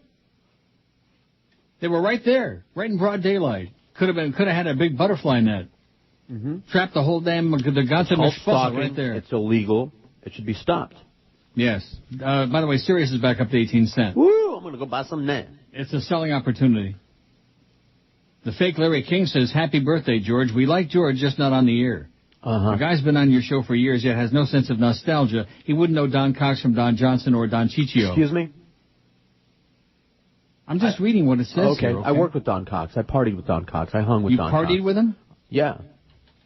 With the late Don Cox? Well, too much party. Yeah. Dr. Al, I don't know whether I should even read this or not. Just ripping everybody on the station except me, of course, and you. Yeah. Yeah, sucking up. Go away, Dr. Al. You're chronic. He signs it to chronic, Dr. Al, and you're right. Just go rip everybody else an ass. That's my job. Just ask Madeline. She'll tell you. Today, December the 2nd, 1914, whatever the hell it is. How do you like that? She's got to send me an announcement. She don't even know that I'm the one reading the emails. Stupid. 10 years she's been listening, allegedly. You're just too negative. You're ripping everybody. I'll rip whoever I want to rip. How do you like that? And if you want to listen, fine. If not, bye-bye. Goodbye. That's always been my altitude, man. You know that. I've always said that. If you enjoy what you hear, fine. The price is right. No charge. If you don't, have a great life. Coppertone girl to moon over Miami tonight will hang on building at 7300 Biscayne Boulevard. Coppertone girl ad is an iconic image of fun and sun in Miami. It hung in Miami for nearly 50 years. And now it's going to hang again. Do we care about this? Oh, wait a minute. One last thing for Madeline. All right. The reason I think you're more negative is that every day you talk about Sirius stock and how bad it's doing, and you seem to get really giddy when talking about it. The radio industry is falling apart, and you're taking joy in it. I thought Neil was smarter than this. No, I'm not taking any joy in it. It just is. It's just happening. I'm not responsible for it. I'm not a party to it. It's just happening. And all these people give me a song and a dance about, oh, you should go to Sirius. They're going out of business. At least my paychecks go through the bank, Madeline. And I thought, you're gone, Madeline. Just one last shot. Typical bitch. You know what I mean? You know what I mean. Typical relentless bitch. I know about typical just bitches. one more thing. Just one more thing. One more shtuch. It seems to me that most of these emails are coming from Sirius people. You know what I mean by that? I don't mean Sirius with an E. I mean Sirius with an I. Mm-hmm. And they keep sending me all this fake buried jackass stuff to read to promote the Elvis channel. And screw you. You used to have a lot of money, once upon a time. Maybe they never did have a lot of money. Who the hell knows? They have enough money to pay Howard $100 million a year and Mel Karmazin millions a year. How come they don't have enough money to go promote the damn thing somewhere else? Sticking their nose, interfering with the show. Okay, I'm doing just fine. I just put another big fat check in the bank a couple days ago. Okay, and it went through just fine, just like greased butter, just like greased halava. Madeline's probably, she's probably Johnny Dork's girlfriend over there, or maybe Sonny Fox. Oh, that is a grotesque thought. Nevertheless, it's a possibility. Joe says, I never felt so good I got through on the phone, let alone win tickets to a game. So happy the same 5 people weren't tying up the phone lines. Your emails are so much more fun. This is the guy that won the hockey tickets yesterday, Chris. Which one? We had 2 winners. We did? Yep, we had 2 pairs. Well, I sure didn't know about that. Anyway, I said, you made my day. Just wanted to thank you in advance for my Panther tickets. My 8-year-old son plays hockey. We've never been that close to the ice at the professional level. So now that I found your email address, I'll be in touch. If you find time or Joyce allows you to play some old Henry's Bills bits this week, I believe that you are God. Sorry the man gotta go drop with Joyce. Thank you, my queen, Joe. Hope your surprise last night was as good as my day was, says Joe. Well, Joe's really happy he won the tickets, and I had a surprise. I never get a pleasant surprise. I always have an unpleasant surprise, but that's the way it goes. That's life. Here's a poll idea. Worst nickname for a sports personality, player, announcer, etc. We've never done that. Okay. The Dow is up 227 effing points. Okay, there you go. Here's the list he sends.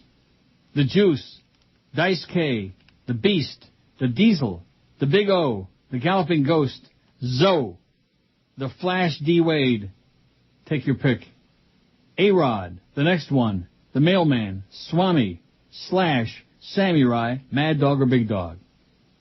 I mean, I could have read who these people, but all you sports nerds, you know that the Mailman is Karl Malone. Even George knew that. Who? Exactly. That's exactly the point. Well, that's in the pile. I'm building a poll pile. Got to do it. Let's see. They're trickling in today. Oh, God, who is Art Basel, B-A-S-E-L? Who is this? I keep blocking his stuff and blocking his stuff, and he keeps sending me stuff to my nude art. The hotel at the Sagamore Hotel unveiled Spencer Tunic's group nude photo shoot. I don't know and I don't care, and stop sending me crap. Art Basel, it's not a person, it's an art show thing. Well, I don't care. I don't know, I don't care, I don't wanna, and goodbye to them.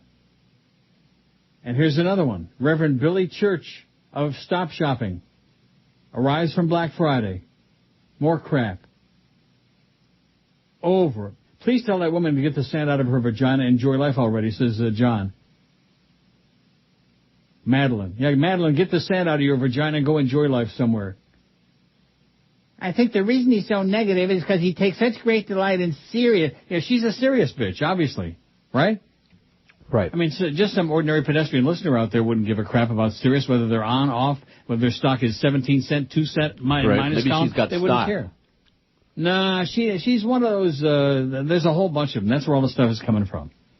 Well, we like you, and we like George, but we. Yeah, too much we. That's their problem at Sirius. Too much we. Yeah.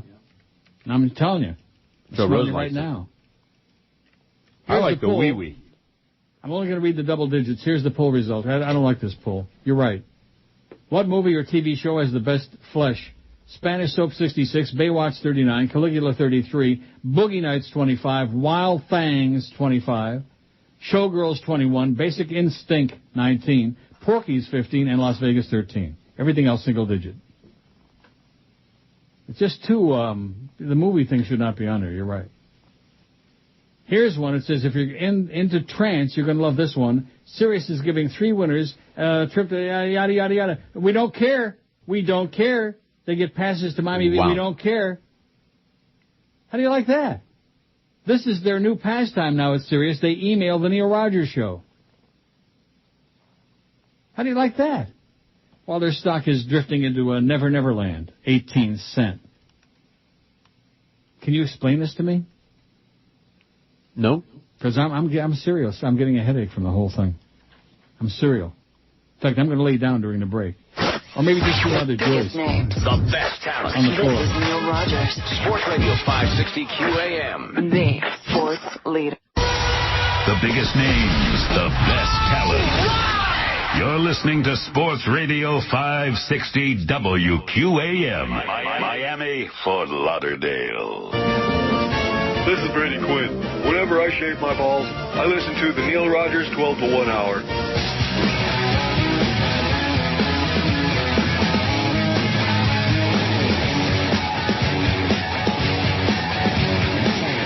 Betty had a close call at the society ball. Took a streetcar one way with the girl from King Kong Freeway. She arrived at the door and she was looking poor. Only made a dime a day. 15 cents was minimum wage. She was gonna be an actress, just like Vivian Lee. Live on a plantation and drive a Model T. She thought that Al Capone was the enemy, but she knows that nothing has been alright since Al Jolson and Chaplin, way before Kate Kaplan, Charles Lindbergh, the Duker, the president was Hoover. There were no TVs and no I Love Lucy. She's still preoccupied. 1925. It is now apparent that the Republican ticket of Harding and Coolidge is running well ahead of Thompson Roosevelt. At the present time, Harding has collected more than 16 million votes against some 9 million for the Democrats. She knows all the classics. She knows every line. She quotes Gone with the Wind, drinking on Mickey Finn. She did the Charleston to Duke Ellington, or how her mind would whirl when she dreamt of Milton Berle. She wore an outfit like a flapper. Because of prohibition, she could have no liquor. She loved the comedy show like George and Grimsby. Whatever happened to having Say, who's on first? What's on second? I don't know who's on third. Since Al Jolson and Chaplin, way before Kate Kaplan, Charles Lindbergh, the Duker, the president was Hoover. There were no TVs and no I Love Lucy. She's so preoccupied.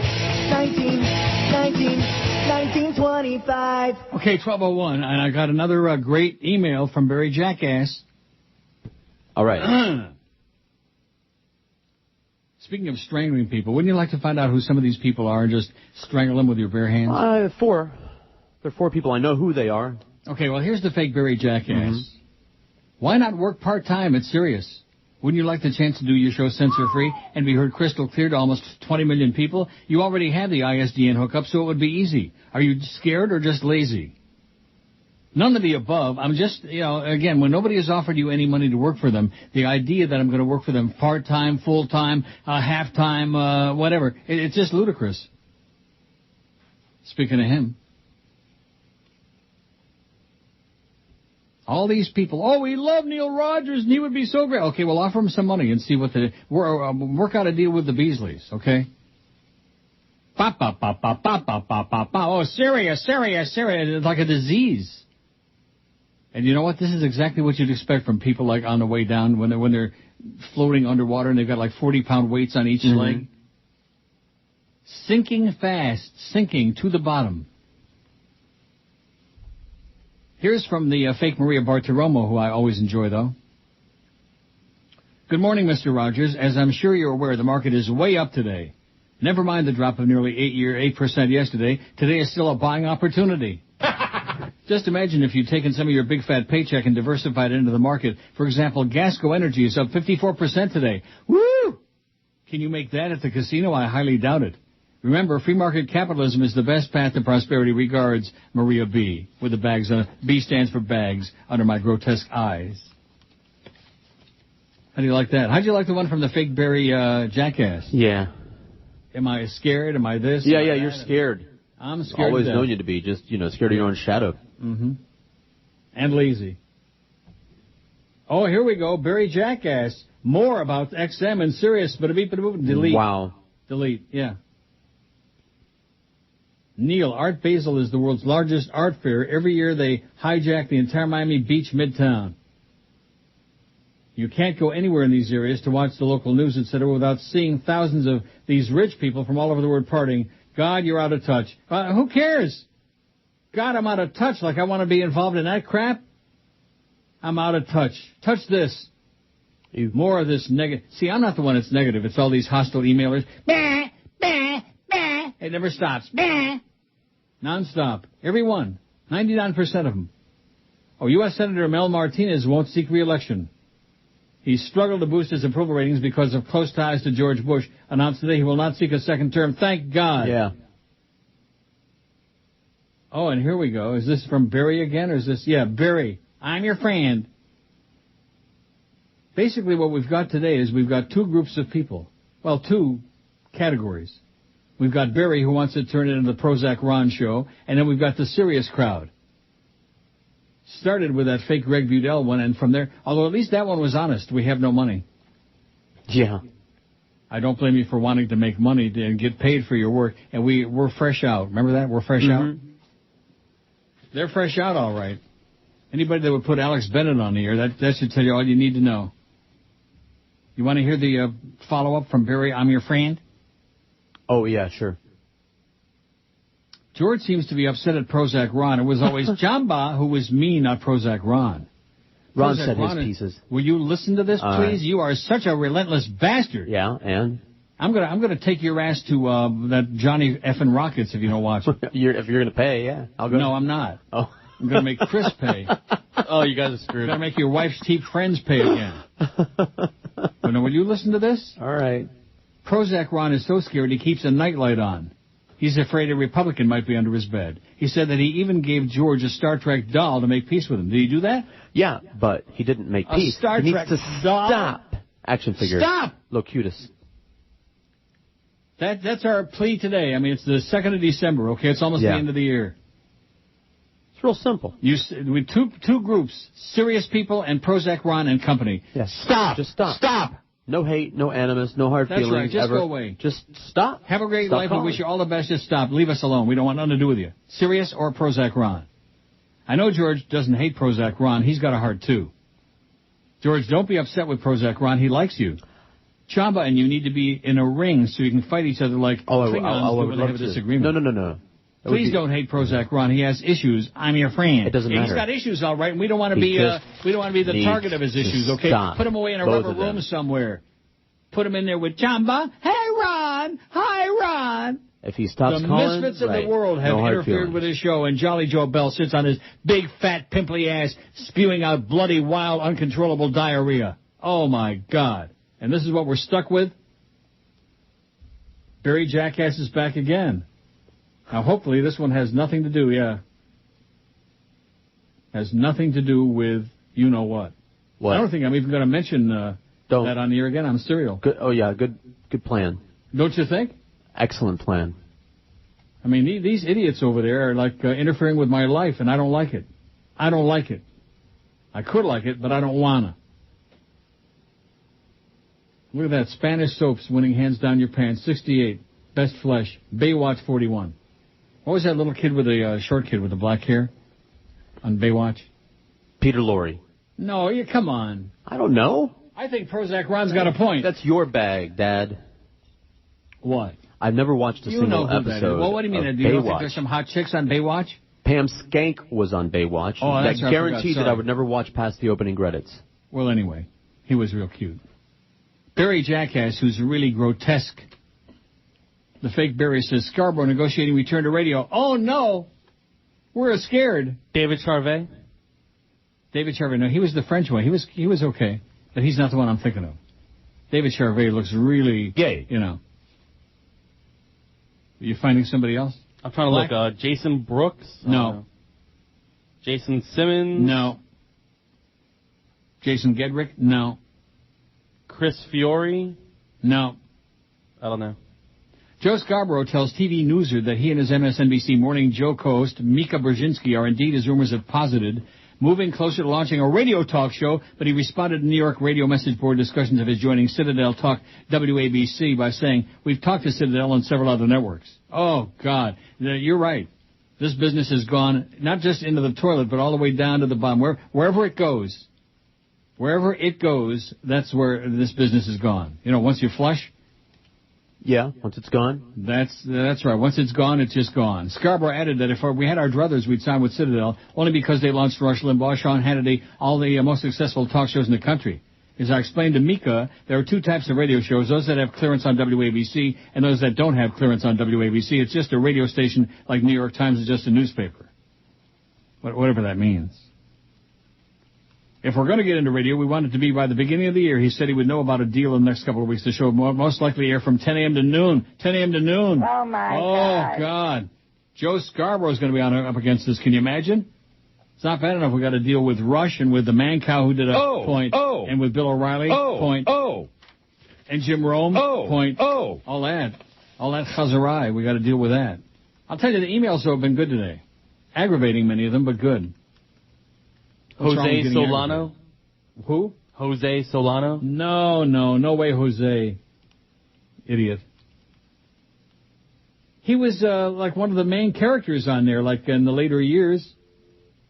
I don't know. After they got rid of that fruitcake, that French David Charvet. Am I going to have to Google this during the... Yes. During the break? That was up 234. 234-point Outlook Express. No items in this view. Oh, boy. We have a lull. Don't you get depressed when there's a big lull? No. Could take some calls, though. Oh, yeah. He's not going to call. Yes, he will. He's too embarrassed and humiliated for being such a nuisance and annoyance. When we don't hear from him again, that's when I don't hate him. It's as simple as that. They came with a butterfly net to drag his ass away. We can only pray and hope. And also his friend Barry. Right, and then boil him in oil. I'm your friend. Mm-hmm. I'm your friend. WQAM, hello. Hello? Yes. Hello, George? Yes. No? No. Yes. Hi, I'm just calling in regarding Walter Cronkite. Yeah, is he dead? No, he's my next-door neighbor. Get out of here. No, I'm serious. He lives right next door to me. Andrew said that he's been dead for 10 or 20 years? There's no way. He lives right next door to me. The weatherman? Yeah. I see him almost every day. My kids love him. He comes out every weekend and supervises our yard work, and, you know, he's great with all the kids in the neighborhood. And does he still wear those stupid bow ties? No, he doesn't, but he still has them all. Yeah. He likes to show them off to people. Well, I bet he does. Okay, give him a big kiss for us. Yeah, just let him know that he's alive and well. He's a good guy, man. He's actually a pretty interesting guy. Do you know he was in the movie The Shining? No. He was the radio voice in The Shining for the weatherman. I hated that movie. Okay, have a great day. I bet it's Billy Warlock. Billy Warlock, you got it. Now, how did you know that? They didn't show his face in there, so I clicked on him and I kind of looked him up online to see who he was. And I remembered the face of the guy, so. Well, what does that mean? You knew I would like him? Is that what you're trying to say? Yeah, exactly. That's right. He knows. You mentioned he replaced David Charvet, so. Yeah. ¿Quién es más macho, Billy Warlock or David Charvet? Biggest name. Easy the question. Best talent. This is Neil Rogers. Sports Radio 560 QAM. The sports leader. The biggest name. Barbara Bush released from the hospital. She's still alive. You're on Sports Radio 560 QAM. the sports leader. Hey, Neil. This is Randy West. And as per our phone conversation, I talked to Peter North the other day. He tells me your real name is Neil Down, and he still ain't interested. Absolutely. Ladies and gentlemen, this is Rambo 4 and 5. Absolutely. How are you? John, Rambo's still alive. I want to make movies 4 and 5. My life ain't going great. Planet Hollywood's broke. Unfortunately, I speak like I had a stroke. First blood came in 82. That's when I hurt my penis and it never ever grew. Rambo 2 was in 85 late. Rambo 3 was in 88. Shoot it and move it and shoot it. My God, I did not make this movie with with my son.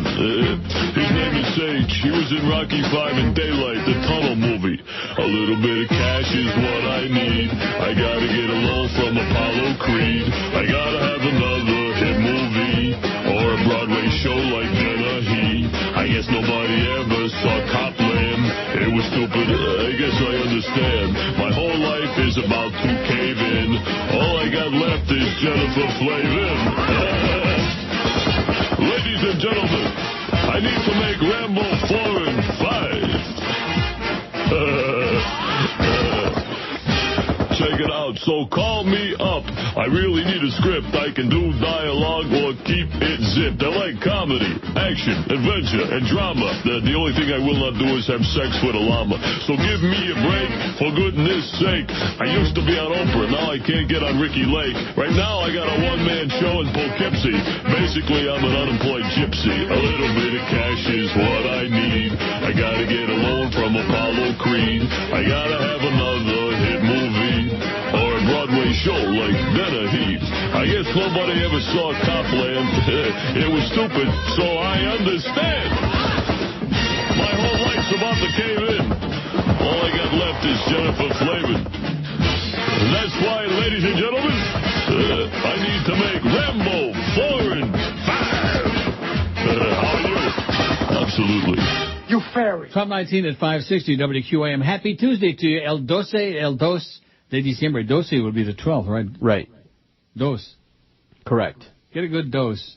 I will. Anyway, I just, every now and then, when there's a lull on those emails, I'll check the deleted ones. Okay. Just to see if some of the people I've blocked are back in there trying. See, that's kind of a fun thing, because they keep sending this stuff, and they think that you're reading it, and they're blocked, and you're not even getting it.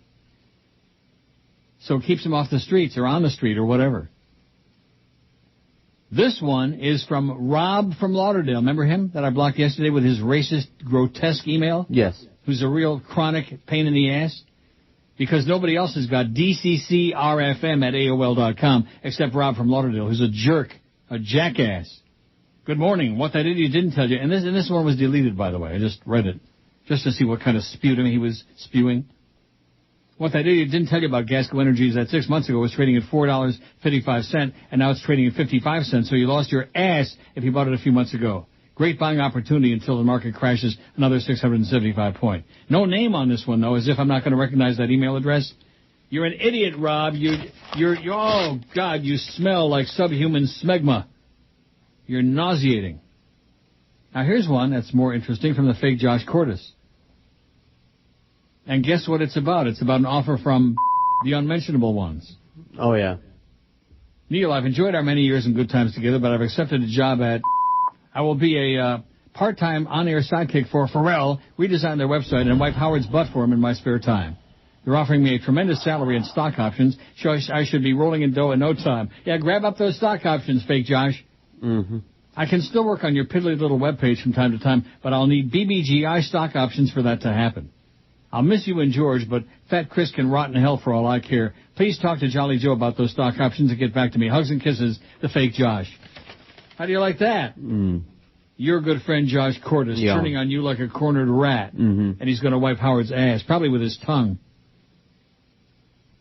God.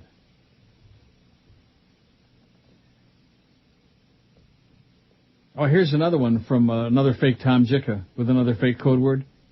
You mentioned you had the displeasure of hearing Joe Zagacki and Don Bailey Jr. on Saturday. What did you think? I think they sucked. Don makes Phil Simms like Kurt Gowdy. Curdy Gowdy, it says. Curdy. You know Curdy Gowdy? No. They suck. And Don Bailey Jr., that's the first time I ever heard him in my entire life. He was bad. Like I said yesterday, he sounds like a Dickie V wannabe. Oh, that was a wonderful play. You know, over nothing, or absolutely nothing. And talk about an in-house shill, my God. Rick says, during the last commercial break, you ran a commercial for the Anyway. Well, I'm not talking about commercials. With a little luck, the QM Management and Sales Holes will have run a 4th of July sale next week. Oh, I see. We ran the day after Thanksgiving sale spot. Well, Rick, if that's your biggest problem, I wish I could share your life. That's all I can tell you. That should be your biggest problem. We made a mistake. Well, you know what? We always make a mistake. I make a mistake every weekday morning, Monday through Friday, at 8:30 in the morning. I sit my ass down in this chair. And this morning I listened to George going on about Johnny F. and Rockets for an hour and a half. That's right. Bop, bop, bop, bop, bop, bop, bop, bop, bop. It was good, though, because you never took a breath, so it gave me a chance to, waddle out of here and go get my soda. I could have made my bacon if I had any. That's right. You could have gone shopping. It's up 254. It's up 254. Wow. So that word, by the way, will never, if you hear that sound, it probably is, Yeah, cereal. just as well. Right. Nauseated from them. Where the hell did that start? That Sonny Fox? Is he the one that started that crap? With the fake Greg Budell The fake stuff? Greg Budell, yeah. Mm-hmm. And then poor little bald and stupid Tommy Jicka got suckered in, I think, to some of that. Remember? He wrote that stuff? Mm-hmm. And then he started quoting, because he's probably listening right now on his lunch break. Just like Fat Jolly Joe is listening right now, too. I wouldn't be surprised if he's responsible for that. Boy, they'd love to farm us out. Man, they would love nothing more than to get rid of me. And you.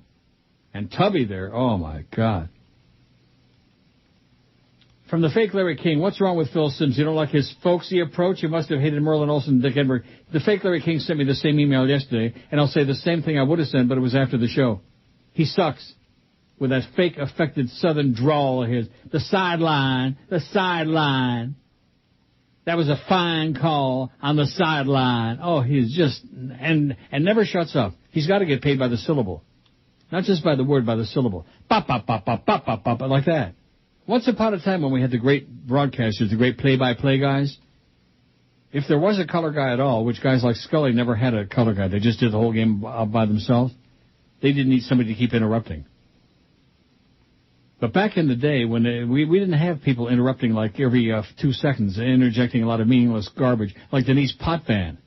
The only good thing about Denise is that when he's speaking, Geldy is not. Even George agrees with that. Yep. So what's the story with Geldy, Chris? I mean, you should know. I have no idea. Is he on the schedule now? Is he like part-time? I think he's just basically a fill-in type guy. He's to fill-in? Yeah. Let me see on the weekend. Oh, Geldy's on Saturday, 10 a.m. to 1, and then 9 to noon on Sunday. So those of you who miss that sound badly, be sure and get your fill of Geldy on the weekend. Oh, what's wrong with you, Neil? You're ripping everybody lately. You're just, Oh, here's the fake Barry. Oh, look at this. Repeating the same thing about Ryan Phillippe. I don't care, okay? I'm not interested in Howard. I'm not interested in that word. I don't care. Those people over there are sick. Sick! You believe me? Yeah. I'm serial. Biggest name. Sick. The best talent. Obsessed. Neil Rogers. Sports Radio 560 QAM. The sports leader. Only in the Banana Republic, baby. Only in Miami. Tonight on E's Mysteries and Scandals. Hey, did you ever wonder what happened to that guy that Rick Sanchez hit with his car? Well, he's dead. Yeah, that's right. Road pizza. That guy there, dead. What happened to Sanchez? He said he was driving while impersonating Foster Brooks. Other than that, he didn't do nothing. Fame. Ain't that a fucking bitch? Yeah, it sure is. 12:30 at 560 WQAM. Nice job, Chicken Neck, by the way, getting to the bank real fast. My God. He must have been like sitting there at the door waiting for the FedEx guy to show up. Mm-hmm. And must have had like on his roller skates. Maybe he borrowed the roller skates. I think he had George. the car running. I think he hit the car running. I just checked the... oh, I'm choked up over it. The deleted emails again. Oh, boy. Wait, I'll give you 50 guesses as to who this is from. The fake Greg Budell. No. No, I haven't blocked him. Why would I block him? No, let me give you a little clue. I'm trying to help you out. Hi, Ron. Uh-huh. Duran Granovsky. Yeah. Neil, Prozac Ron is harmless, would never hurt anyone. Thanks to George, we are best friends. We love your show. We will always be around. I myself will make sure, S-H-U-R-E, will make sure to show up at your next appearance. You could finally meet me. We are looking forward to the next 5 years of calling you. Your friends to the end, Prozac Ron and Jamba. P.S. Can we come to the studio and do a show with George? Oh, yeah. Here's your opportunity, George. Uh-huh. Oh, yeah. Excellent idea. Oh, that's too quick. Maybe we can rig the elevator with just the two of them, and it's never open, and then crashes to the ground. No, I want to tackle this myself personally. Do you? Oh, yeah. How about an attack of the Volpini? Oh, look at this. Recently, I was put onto your show by a distant friend that had prior knowledge of my interest in talk radio banter. With moderate expectations, I've been an avid listener for 2.5 weeks. I can honestly say you are terrible. You remind me of Sid Rosenberg of 790, only you suck and he is awesome. I noticed minute details of you trying to emulate his style, but it's so obvious it's disgusting and quite honestly appalling. Leave the great ones like Sid to do what they do, and please disappear into oblivion. Thanks. Signed, Brandon Yee. Oh, my God. Yeah. Oh, here's Mahatma Gandhi again, back from the dead.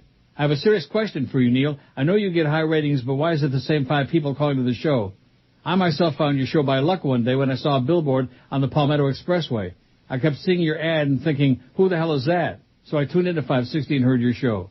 Maybe it's the fact that you're on AM or that 560's got no commercials for your show. I know you can work on FM, so why not go there? Okay, I'll go there. I'll go over there. Now, wait till you hear who I've got another email from. All right. Now, let me give you a guess. It's a female. Okay. That's all I get? Madeline. Oh. Madeline Garcia's back. How long ago was it? Was it listen, I thought she was gone. Didn't we get a goodbye email from her? 10:40 a.m., December 2nd, 2008. The moment I leave the Neil Rogers show forever. You rip too many people, and I can't take it. 10 years I've been your likely story, Madeline. The subject of this one is leave Geldy alone. Leave Geldy alone. Geldy's a good example. Why is he your punching bag? I'm sure Geldy's a beautiful human being. You have to see beyond his defects. Yeah, like he's got a voice for off the air. See, that's your problem. You only see the bad in people. Geldy is a good person and good worker at WQAM. Leave Geldy alone. He's a backstabbing squeakmeister is what he is. Ask Remman. He'll tell you all about Geldy. And if she knew anything at all about Goldie, she would know that he loves every time you mention his name. No matter what you say about him. That's right. Just saying his name is free publicity for him. And he's told me flat out when I was working the show, started last year, and working with him and stuff like that. And he's like, I have no problem what Neil says. He's like, Neil can call me whatever he wants. As long as he says my name, I don't care. Squeaky twerp. It's the Panthers! The Panthers! Neil, what is your current favorite soda? Oh, this is good. I know you've tried them all, but A&W's got a root beer float flavored soda. It has a whopping 62 grams of carb per serving, so you can bring your diabetes something. Kit. How do you like that for a stupid thing? Like I drink soda with sugar in it? I mean, I eat a lot of sugar, man. Ice cream and candy and crap. All of that. All of these things. That's right. But the idea that I'm that stupid, I would waste my sugar calories on soda? Right. What kind of a simpleton are you, John? I've just discovered a new thing now, the deleted emails. Mm-hmm. In the middle of all of that swill, there's some interesting crap. Just like that thing about Ron and Prozac Ron's going to come and do a show with you. Yeah. With Chamba. Oh, what a show it would be. We need film. We need a camera. Show? We need a camcorder for that show. Because I'll be showing something all right. Neil, I just happened to be in the immediate area of Dayland Mall yesterday when the robbery went down. I was across the street. I heard what was happening on the radio, watched the police cars and helicopters descend on the scene. A description of one thing was issued, one thug, a 5'10" man with a hooded sweatshirt. Now let me ask you, Neil, what kind of description is that? Specifically, he was white. Was he white, black, Asian? I may have been able to spot these S-bags. When did stating the facts become politically incorrect? Cliff and Kendall asks. Oh, Cliff. This should, like I said, this should be your worst problem, okay? Getting all whipped up. Was it a dark guy? Was it a white guy? Was it like that, you know? Boy, I'm just worn out. Aren't you? Well, you're not. Yeah, medium worn out.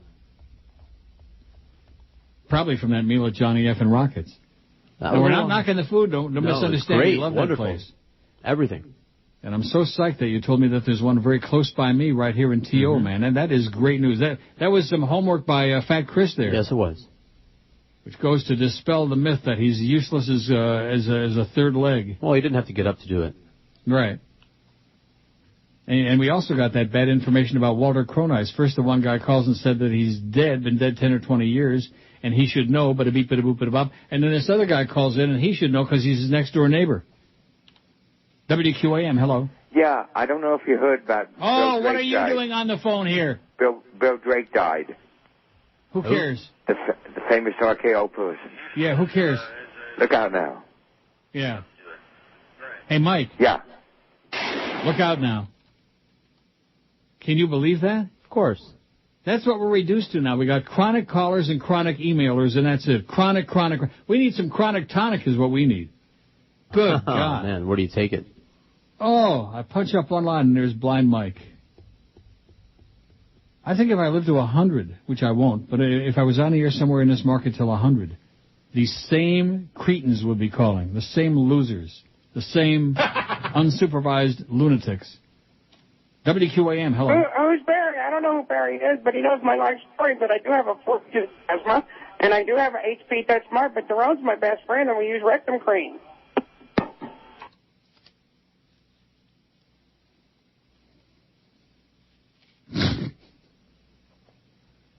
So when's that show, George? Oh, as soon as they show. That wasn't him. I know. Oh, Madeline's back. Oh, my God. Madeline wants to know, is Geldy single? How can I meet him? What kind of woman does he like? He's married with 2 kids, and he's got a big That's paycheck. Right. What? We heard that story. Yeah, we heard all about him and Milton Boyle. He's got a boil on it. How we doing on your pool there, Chris? 389. I was going to go tell you we could make 500 today on a brand new poll starting from scratch, but I don't think you can do it. Oh, well. We'll blame it on Eric. 500. That's your goal for Fat Chris's poll. We got 389 right now. It's a bad poll. Whose is that? Sean? Not that we want to sound ungrateful, Sean, but that poll sucks. What movie or TV show's got the best flesh? How about one of each, you know? Which movie? Right. We've done that one. We have? I think so. Now, did we get that movie on here that I can never think of the name of? Did you put it on here? The Covenant? It's got no vote. Got no votes. The Ovenant. All the queens, I guess, voted for Gay Watch. The biggest names. The best talent. This is Neil Rogers. Sports Radio 560 QAM. The sports leader. Johnny Dark.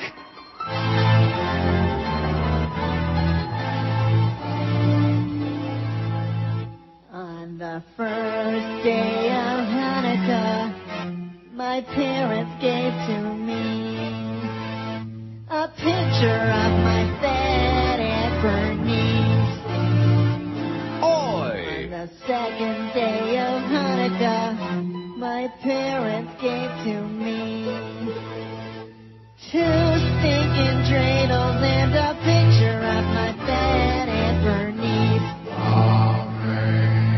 On the third day of Hanukkah, my parents gave to me 3 ugly shirts, 2 stinking dreidels, and a picture of my fat Aunt Bernice. Oh, what? Well, you look at her. What's that weird thing on her head? That's her face. Oy. On the 4th day of Hanukkah. That's cool.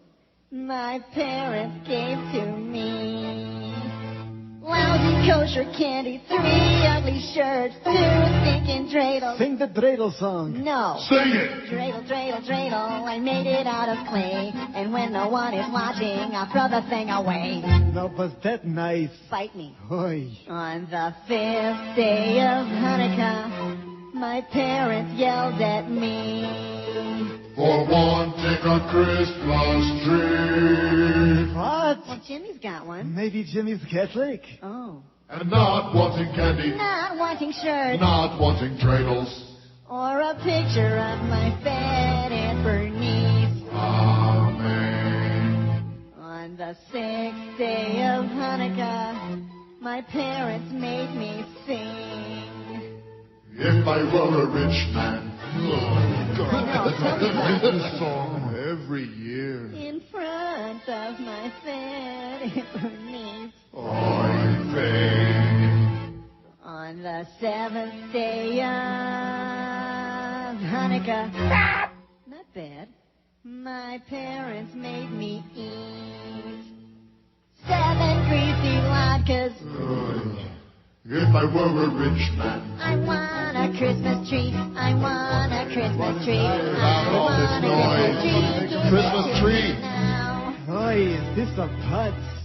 On the 8th day of Hanukkah, my parents gave to me nothing that I wanted, 7 creepy latkes. If I were a rich man. Where is my Christmas tree? Shut up! Lousy kosher candy, 3 ugly shirts, 2 stinking dreidels, and a picture of my fat Aunt Bernice.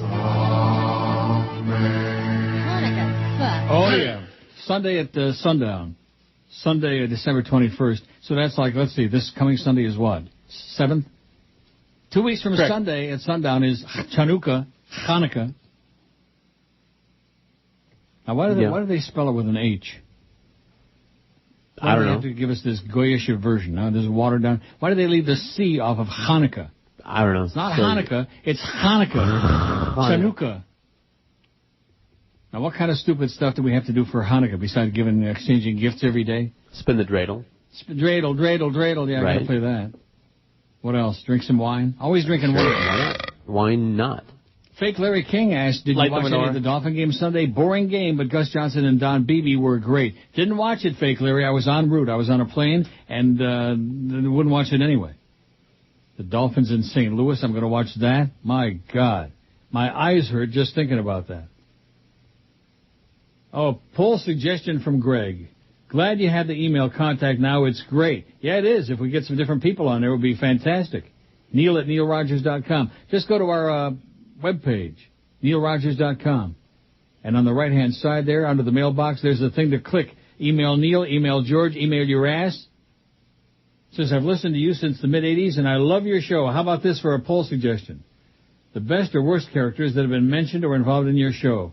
The Bird, Knots Landing Lady, Bridge Tender, Alex Bennett, Gilbert, Guy with the Eyes, Mo Howard, David, Rick Riley, Mike Disney, Tom Denenberg, The Scooting Lady, Fat Rich, Jim, Johnny Dark, etc. The list could be huge. Yeah. It says it's the holidays, a good time for nostalgia. Thanks for all the great entertainment throughout the years, says Greg. Thank you, Greg. I like that. You like it? Yeah, sure. Why not? You like it? You like it? Yeah, that's the obvious question. I think it's not bad. Of course, we'd have to, add a lot to it. But nevertheless. Well, that's it. I think I'm done with the emails. Oh, my God. And Madeline. I told you she was a heartless, cruel, nasty, fake bitch. It's not even a real person. Like you said. And you know what? What difference does it make? It doesn't. It's all for the purpose of entertainment. All for the purpose of killing a little time. 4 hours a day. Keep you off the streets. Let's see. Here's some old emails that I never got to. They'll be very timely, I'm sure. It's like those best of tapes. Oh, we love the tapes. Alien and the Pope, those are our favorites. Let's see, I'll put that in my pile from Greg. Thanks, Greg. Tim says, a wonderful combination of portobello mushrooms and bacon covered with a nice slice of Swiss cheese with lettuce, tomato, and a touch of mayo. Wendy's Gourmet Swiss Burger is a wiener, says Tim. This is from a few days ago. I'm sure it's still a winner, though, even now. You ever had that? No. The Sounds Wendy's good. Gourmet Swiss Burger, what? Sounds good. Sounds fantastic. Portobello mushrooms and bacon with a nice slice of Swiss cheese, lettuce, tomato, and a touch of mayo. Oh, hold the mayo. That's for Goyam. Gregory says, I moved from Sunrise to Loretta, Florida. Oh, remember this guy from Loretta? Yeah. 4 years ago, but old habits never die. I can still hate. Blah! George usually is enough to keep the fire smoldering, but reading about Joe Lieberman waving his magic approval wand over Obama's cabinet picks really made me joist a brick. The Democrats are about to be indicted for attempted murder by kindness. They're not vilifying Lieberman for his whoring for McCain. We'll come back to F them, says Greg. Going to come back to F them right in the old rectum. How do you like that? Mm-hmm. Now, by the way, that was not the real, I'm sure you know. Right. The real Prozac Ron before? Of course I know. Okay. Did you know that, Chris? Are you kidding me? Mm-hmm. I'm your friend, and we use cream. We use ass cream. Although I do believe that last part, though. Uh-huh. Oh, no. Well, I'm reading some of these. They're just not airworthy. Mm-hmm. Did you hear Tony Cicarello is gone? Yes. Heard it 80 million times. I don't care. If I were there, I wouldn't watch him. A silly person reading the news. It never made any sense in the beginning, and it doesn't make any sense now. Hey, Tony, retire! And he's doing it. See, he knows when to get out. Unlike me, I'm going to keep doing this until I croak. And even if it's not on the station after the 5 year, if the deal doesn't work out after 5 years, I'll find someplace. They'll stay on KAT or somewhere. I'll buy my way on a year. And we can hire Muff to go out and sell the show. Muff and your friend Bob Eisenberg. Heck of a job, by the way, Eisenberg. Sponsor just pouring in. WQAM, hello. Hello, Neil. Yes, sir. Hi, Barry. WQAM, hello. QAM, hola. Neil. Yes. Hey, what was a surprise yesterday with you and Paco? Quarter slotch. What's that? This is a quarter slot hole. This is a good guy here, Neil. In the A-hole. Don't be so angry and bitter all the time. I'm not angry or bitter. I'm not either. I'm good. Goodbye. What was the surprise with Paco? None of your business. None of your freaking business, okay? My life is none of your business. None. Not any of you. None. Oh, but you're on the radio. Exactly. That's the point. Here's one from Carlos from 8,000 days ago.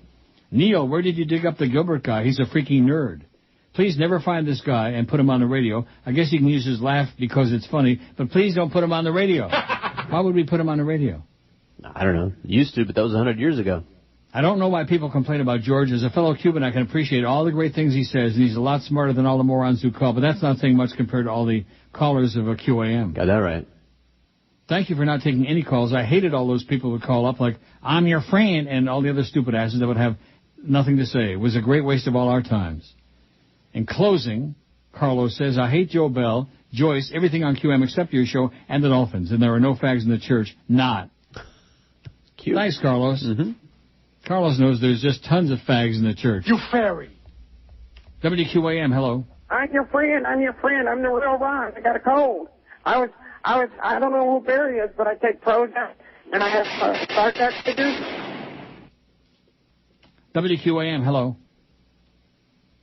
Maybe he'll be dead by tomorrow. We can only hope. QAM.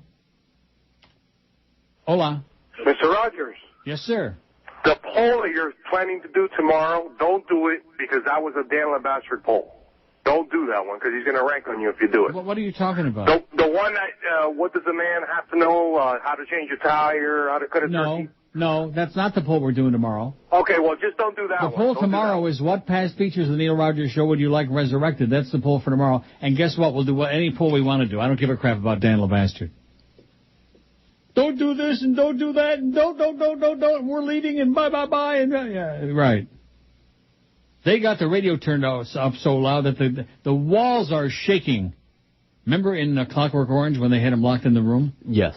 And they had Ludwig von just blasting from the ceiling. The whole room was shaking with good vibrations from the loud music.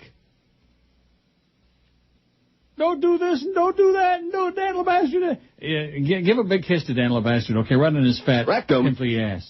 And remind him that it was the Cubans that won the World Series back in 87 or whatever the hell year it was.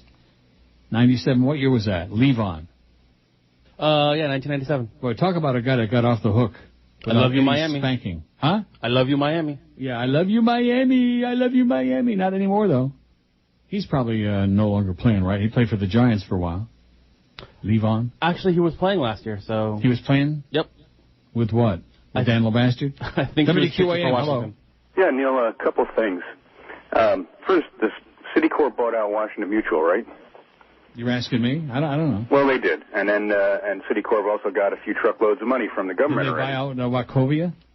I don't know. But anyway, WAMU has now just let us know that they're going to let 9,200 people go. So this bailout's working real good. Secondly, the price of gasoline has come way down to about $1.85. But diesel fuel is still like almost $3 a gallon. And diesel fuel costs less to refine than gasoline. It's lower on the refinery scale. The word you're looking for is rape. That's right. It's just another way to keep the truckers, making less money or having to charge more and all that stuff to keep the prices high. But now, most importantly, yes, the beast is terrible on the air. He sounds like a drooling 12-year-old with a speech impediment. Right. and a stuffed-up nose. Right. I swear to God, it's horrible to hear him on that spot. It's ridiculous. He has no business Never being again. on here. That Thanksgiving show is the last time he's ever going to do this show. Well, I don't care about that. I mean, just even spots. I don't want to hear his voice at all. He sounds horrible. Okay. All right, bye. Thanks. You're done, Beasto. They hate you. They despise you. They wish you'd explode. That's right. Like a big balloon that somebody stuck a pin in. I bet you Fat Chris would stick a pin in his ass. I don't want to be anywhere near his ass. Or something. The biggest names. The best talent. This is Neil Rogers. Make him explode. 560 QAM. The sports leader. The biggest names, the best talent. You're listening to Sports Radio 560 WQAM. Miami, Fort Lauderdale. It's the 1 to 2 hour. All right. Oh, the white folks hate the black folks, and the black folks hate the white folks. To hate all but the right folks is an old established rule, but during National Brotherhood Week, Lena Horne and Sheriff Clark are dancing cheek to cheek. It's fun to eulogize the people you despise, as long as you don't let them in your school. Oh, the poor folks hate the rich folks, and the rich folks hate the poor folks. All of my folks hate all of your folks. It's American as apple pie. But during National Brotherhood Week, New Yorkers love the Puerto Ricans 'cause it's very chic. Step up and shake the hand of someone you can't stand. You can tolerate him if you try. Oh, the Protestants hate the Catholics, and the Catholics hate the Protestants, and the Hindus hate the Muslims, and everybody hates the Jews. But during National Brotherhood Week, it's national, everyone smile at one another hood week. Be nice to people who are inferior to you. It's only for a week, so have no fear. Be grateful that it doesn't last all year.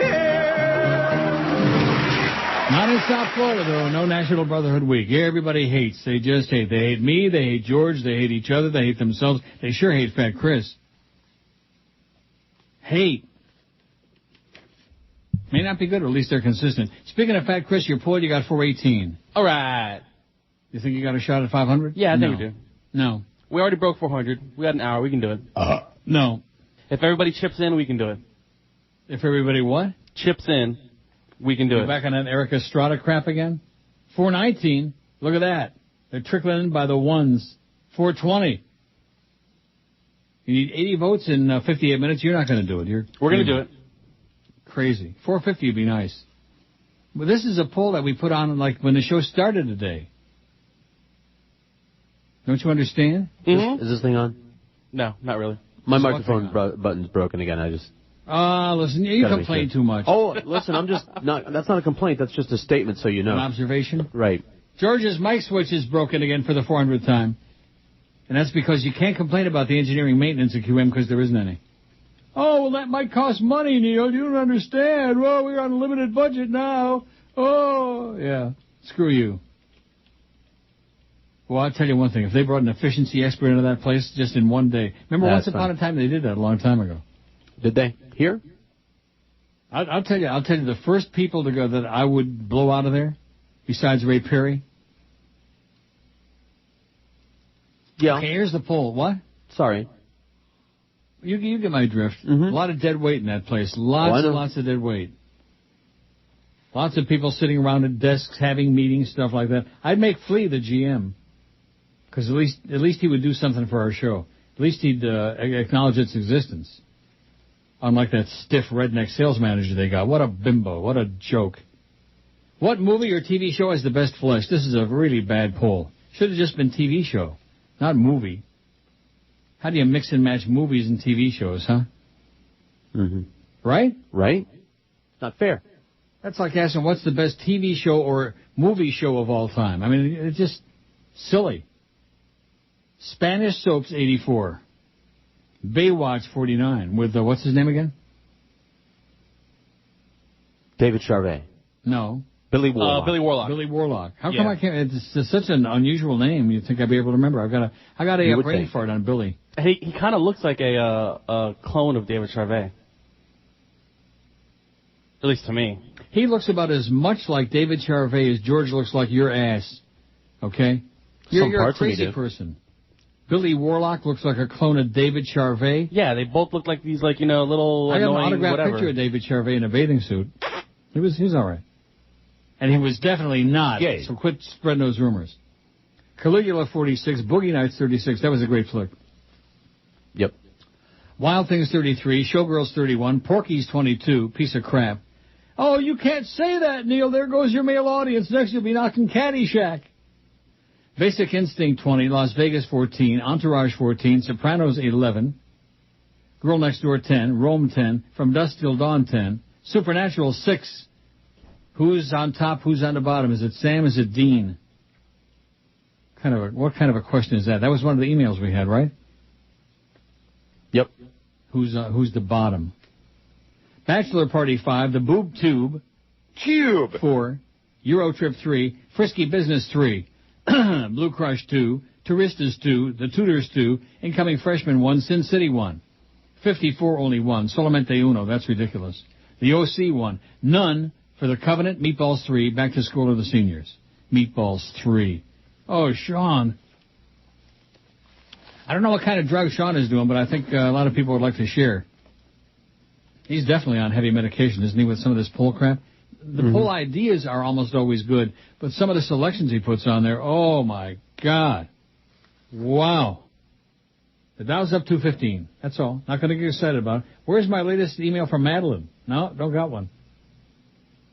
Here's one from somebody. Love the show, but what happened to the naked woman on your site? Oh, my God. George Washington's got a bad headache, too, for crying out loud. What happened to the naked women on your site? How long, what is that, like 2.5 years ago since we've been able to put that up? Can't do it. That's your fascist government, okay? We can't do it or we'll get sued and we'll go to jail with this and that, whatever. Also, have you seen the old Sean Connery James Bond movie on high-definition DVD? No, I didn't like him in the first place.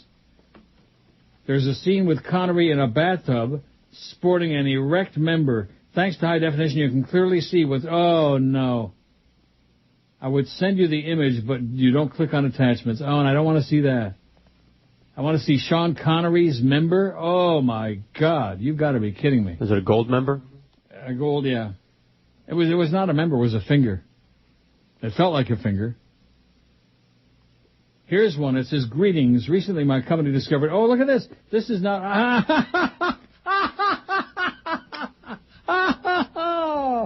Oh, this is the best. Recently, my company has discovered a long-forgotten bank account containing $500 billion U.S. These funds must be distributed to a small group of individuals consisting of Ron, Prozac Ron, Gilbert, any other listener you feel are worthy. Please have them show up 10 miles west on Alligator Alley at sundown. Make sure they wear white T-shirts with bullseyes on them. Thank you. P.S. Tell them my name is Joe Idiot and about it, too.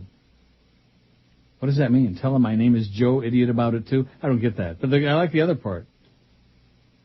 Meet this guy. He's got a lot of money for you guys. Meet him out in the alley at sundown. That was kind of cute. Yeah, I did a double take on that one. In the beginning, I thought, don't tell me this is... Because it didn't look like, those all look the same. In addition to which, those are never addressed to you. They're not addressed to undisclosed recipients. Right? Right. They're never addressed to us. Oh, and by the way, that guy that called before was wrong, and I was right. For once, just a wild guess. Citibank bought Wachovia, and J.P. Morgan Chase bought Washington Mutual. Correct. So get it right, Pally. Get it right. Well, the guy's upset. He probably lost his ass, like everybody else. Here comes the buddy, and there goes your money. I told you, take it to the track. Take it to Hard Rock. Take it to Gulfstream. Take it to somewhere where you might have a good time. I mean, you'll lose it, but nevertheless. Brian says, I'm enjoying your show today, except for the callers. I agree with the fake Larry King. Gus Johnson is one of the best NFL announcers. I don't even know who that is. Yeah, he's a good guy. I couldn't tell you what he looks like, whatever. He's a good guy? He's a good announcer. Where would I know him from? I think he does... Gus Johnson does a lot of basketball for TNT. Well, I don't watch basketball. Yeah. The Bird was okay on WYNZ, Zeta 4 in the first year on IOD, but he seemed to lose interest toward the end. He never made it a year on IOD. He made it a few months. Because we went there in November of whatever year that was, 87, 88. And by the summertime, he was long gone.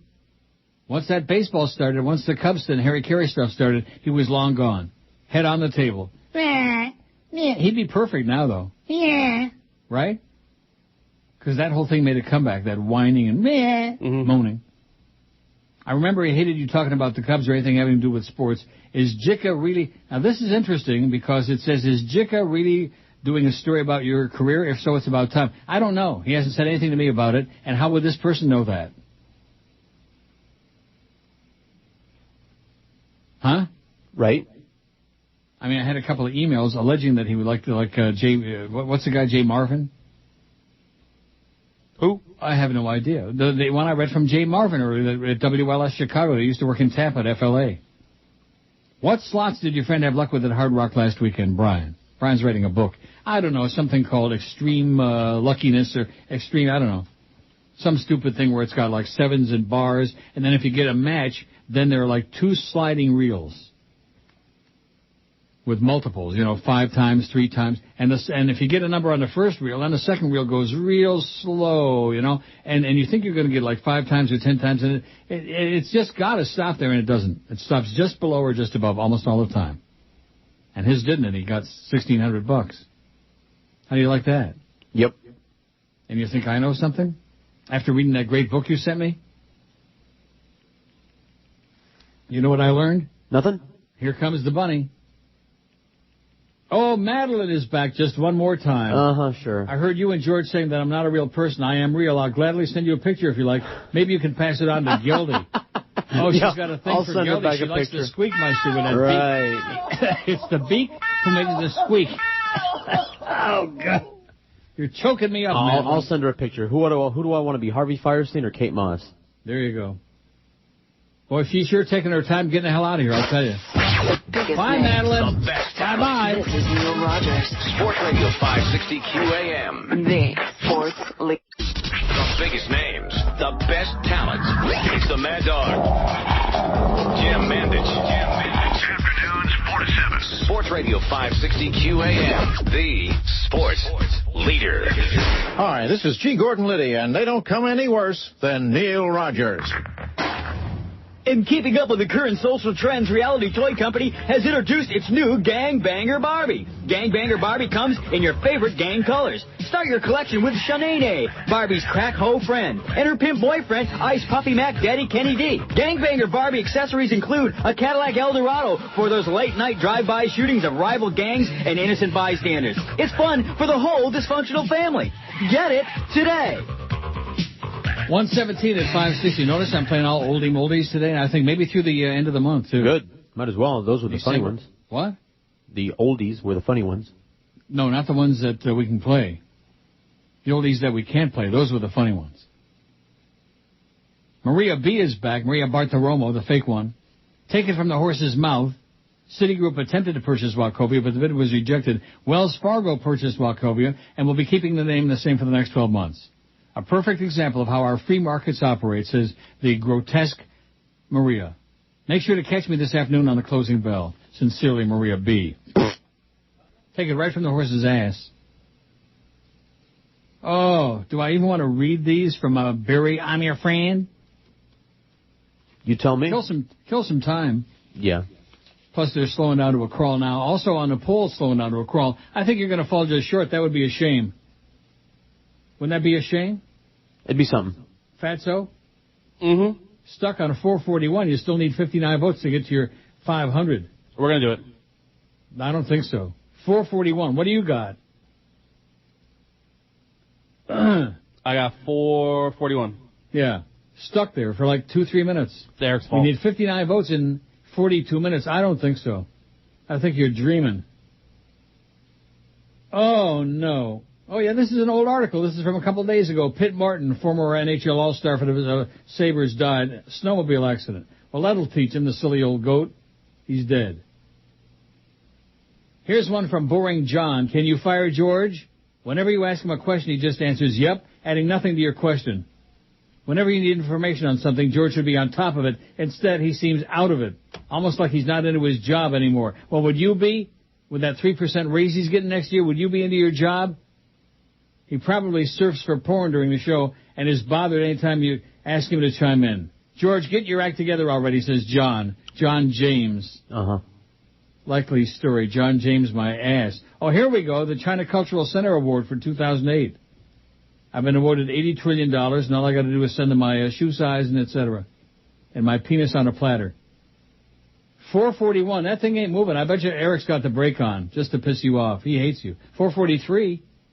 What do you think about that? Very happy. Tubby, you pleased? We're going to get it. Boy, the sun is peeking through. I can't believe it. That's the first time I've seen the sun since I left Florida.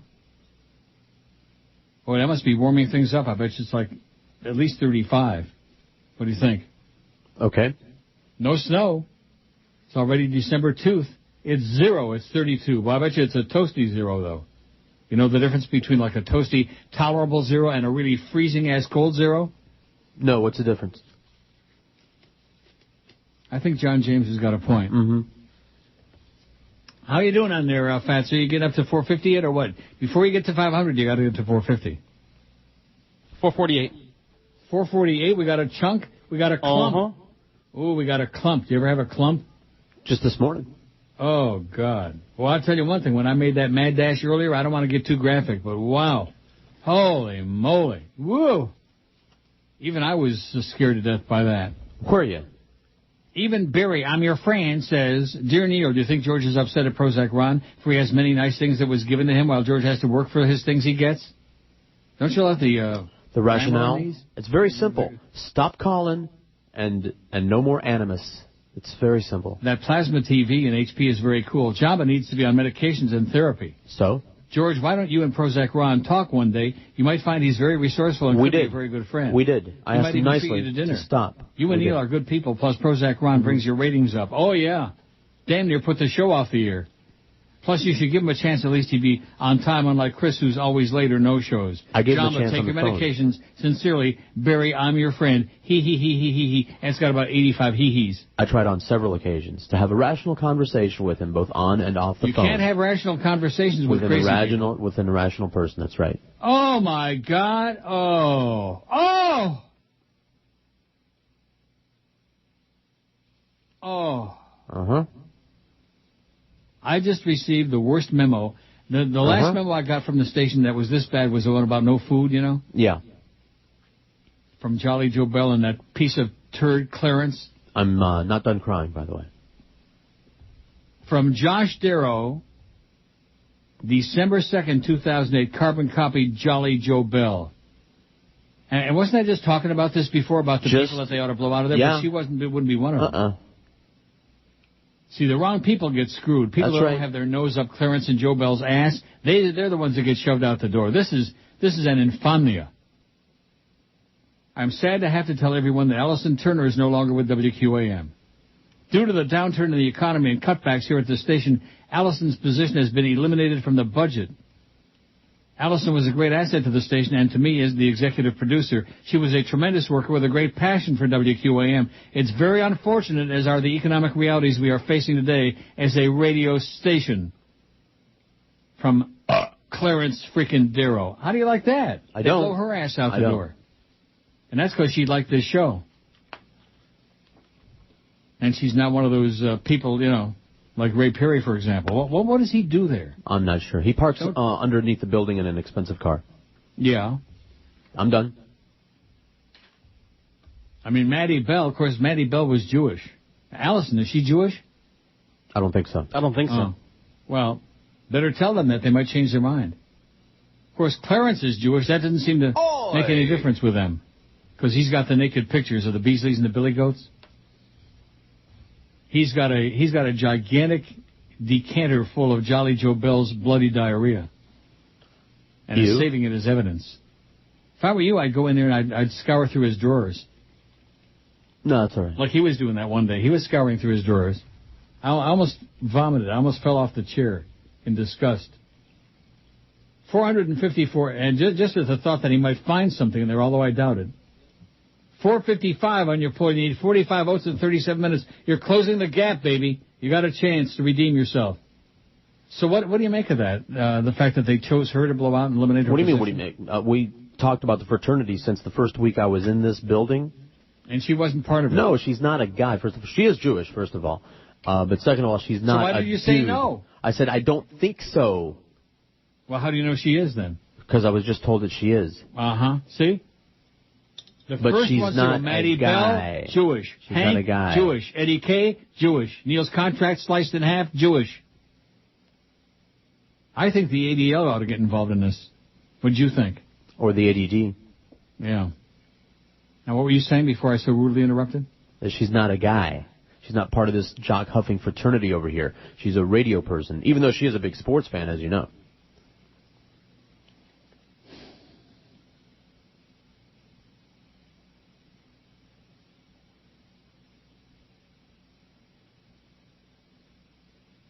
It's a sad day. Mm-hmm.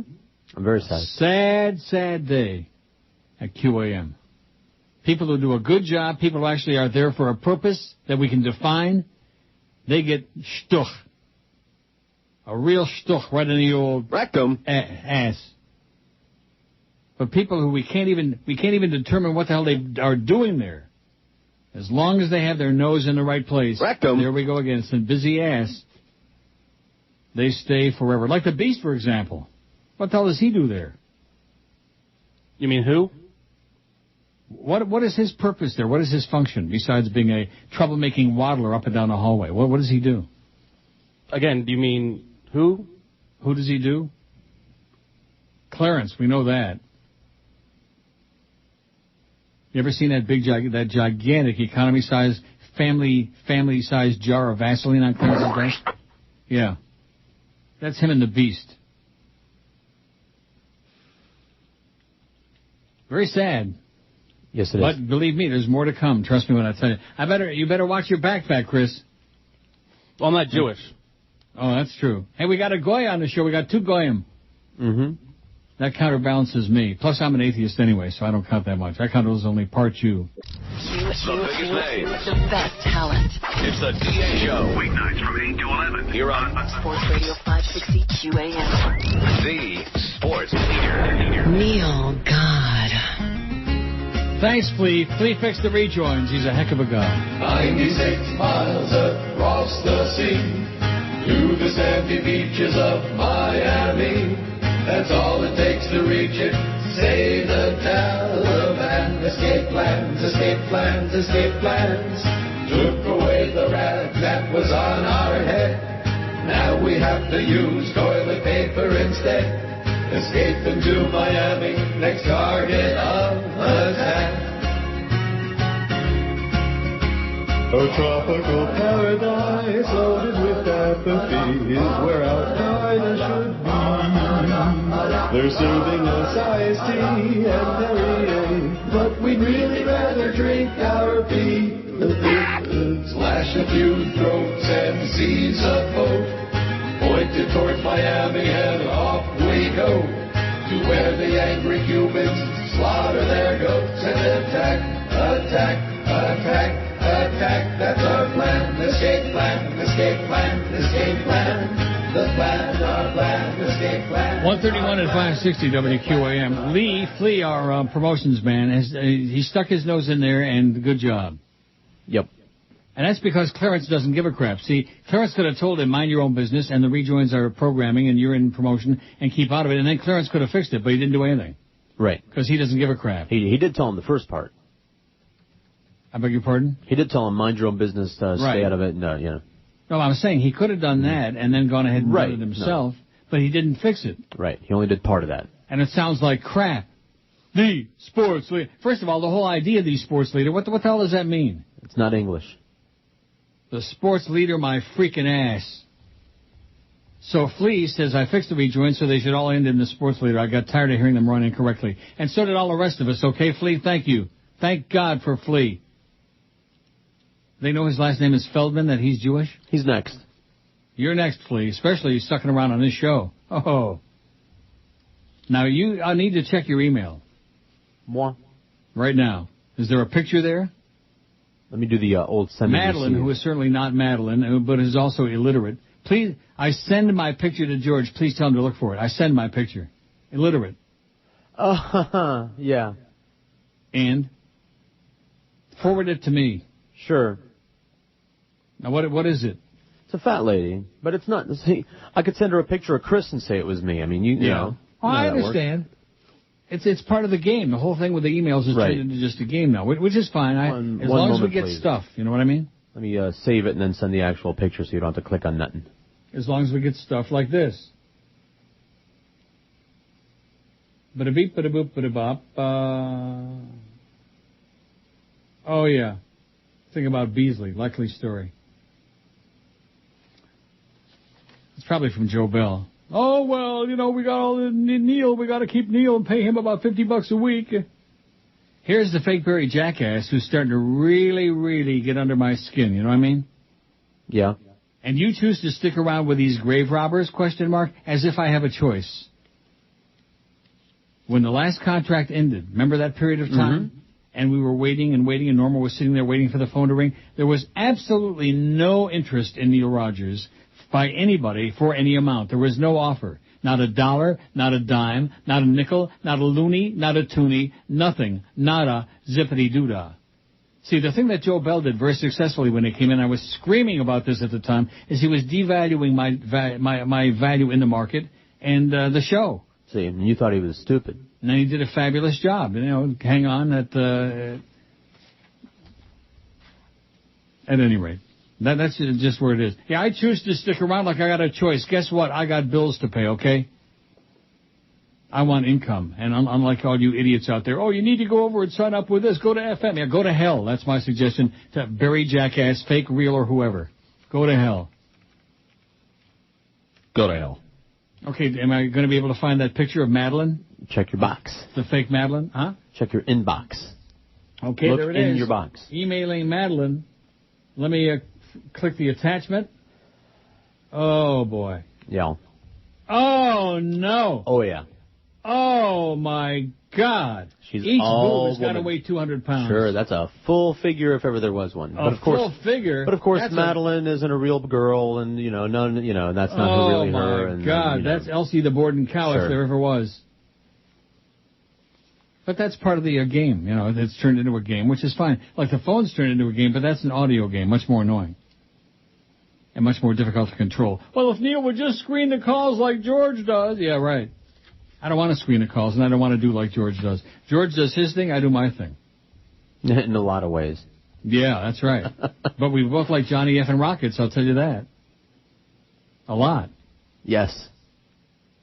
No items in this view. Well, that's a shame. After seeing that beautiful picture of the gigantic boobied fake Madeline. Mm-hmm. How do you like that? See, this is and believe me, 24 minutes we'll be out of here, and then I'll go on with my life. Right. But the concept, now that they got the emails, it's another way to get through to us. Abuse the hosts, abuse the people on it. Sure. And that's the South Florida mentality. Don't have anything to say because they never had anything to say on the phone. Why should they have anything to say on the email? And they don't. For the most part, they have nothing. Zero. And thank God for all the fake this one and fake that one, because they're the ones who made this email thing, whatever it is. You know what I'm saying? Mm-hmm. You know what I'm saying? Oh, yeah. Chris has got a chance at 500. Oh, this is going to be tight. 469. What do you got? 471. 24 minutes, 29 votes. Yeah, 471 is what I got. Can you do it? Yep. Come on, people, as he would say. Let's go. Get in gear. Oh, and I'm not the least bit interested in the Beasley report. I could care less. Who's this from? Oh, HHHGH LMNOP. Lucky Strike means fine tobacco. This is from last week.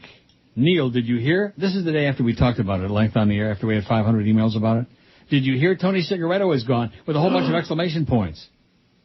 Thank God I won't have to watch this silly person with gigantic ears anymore on TV. A whole bunch more exclamation points. His face truly made me ill each time I was forced to look at him when I watched the news. He was forced to look at him. Here's another guy sitting there with a gun to his head. Oh, you got to watch that, like the people who are forced to listen to this show. Now we must do our best to remove the following losers from TV broadcast media. Here's the list of incompetence. You want to hear it? Sure. Madeline will be upset because Geldy's on here. 1, Joe Zagacki, truly embarrassing on the air. I have no life. Absolutely correct, sir. 2, Jimmy Manwich. What? All of a sudden he does interviews? Manwich fears the bastard.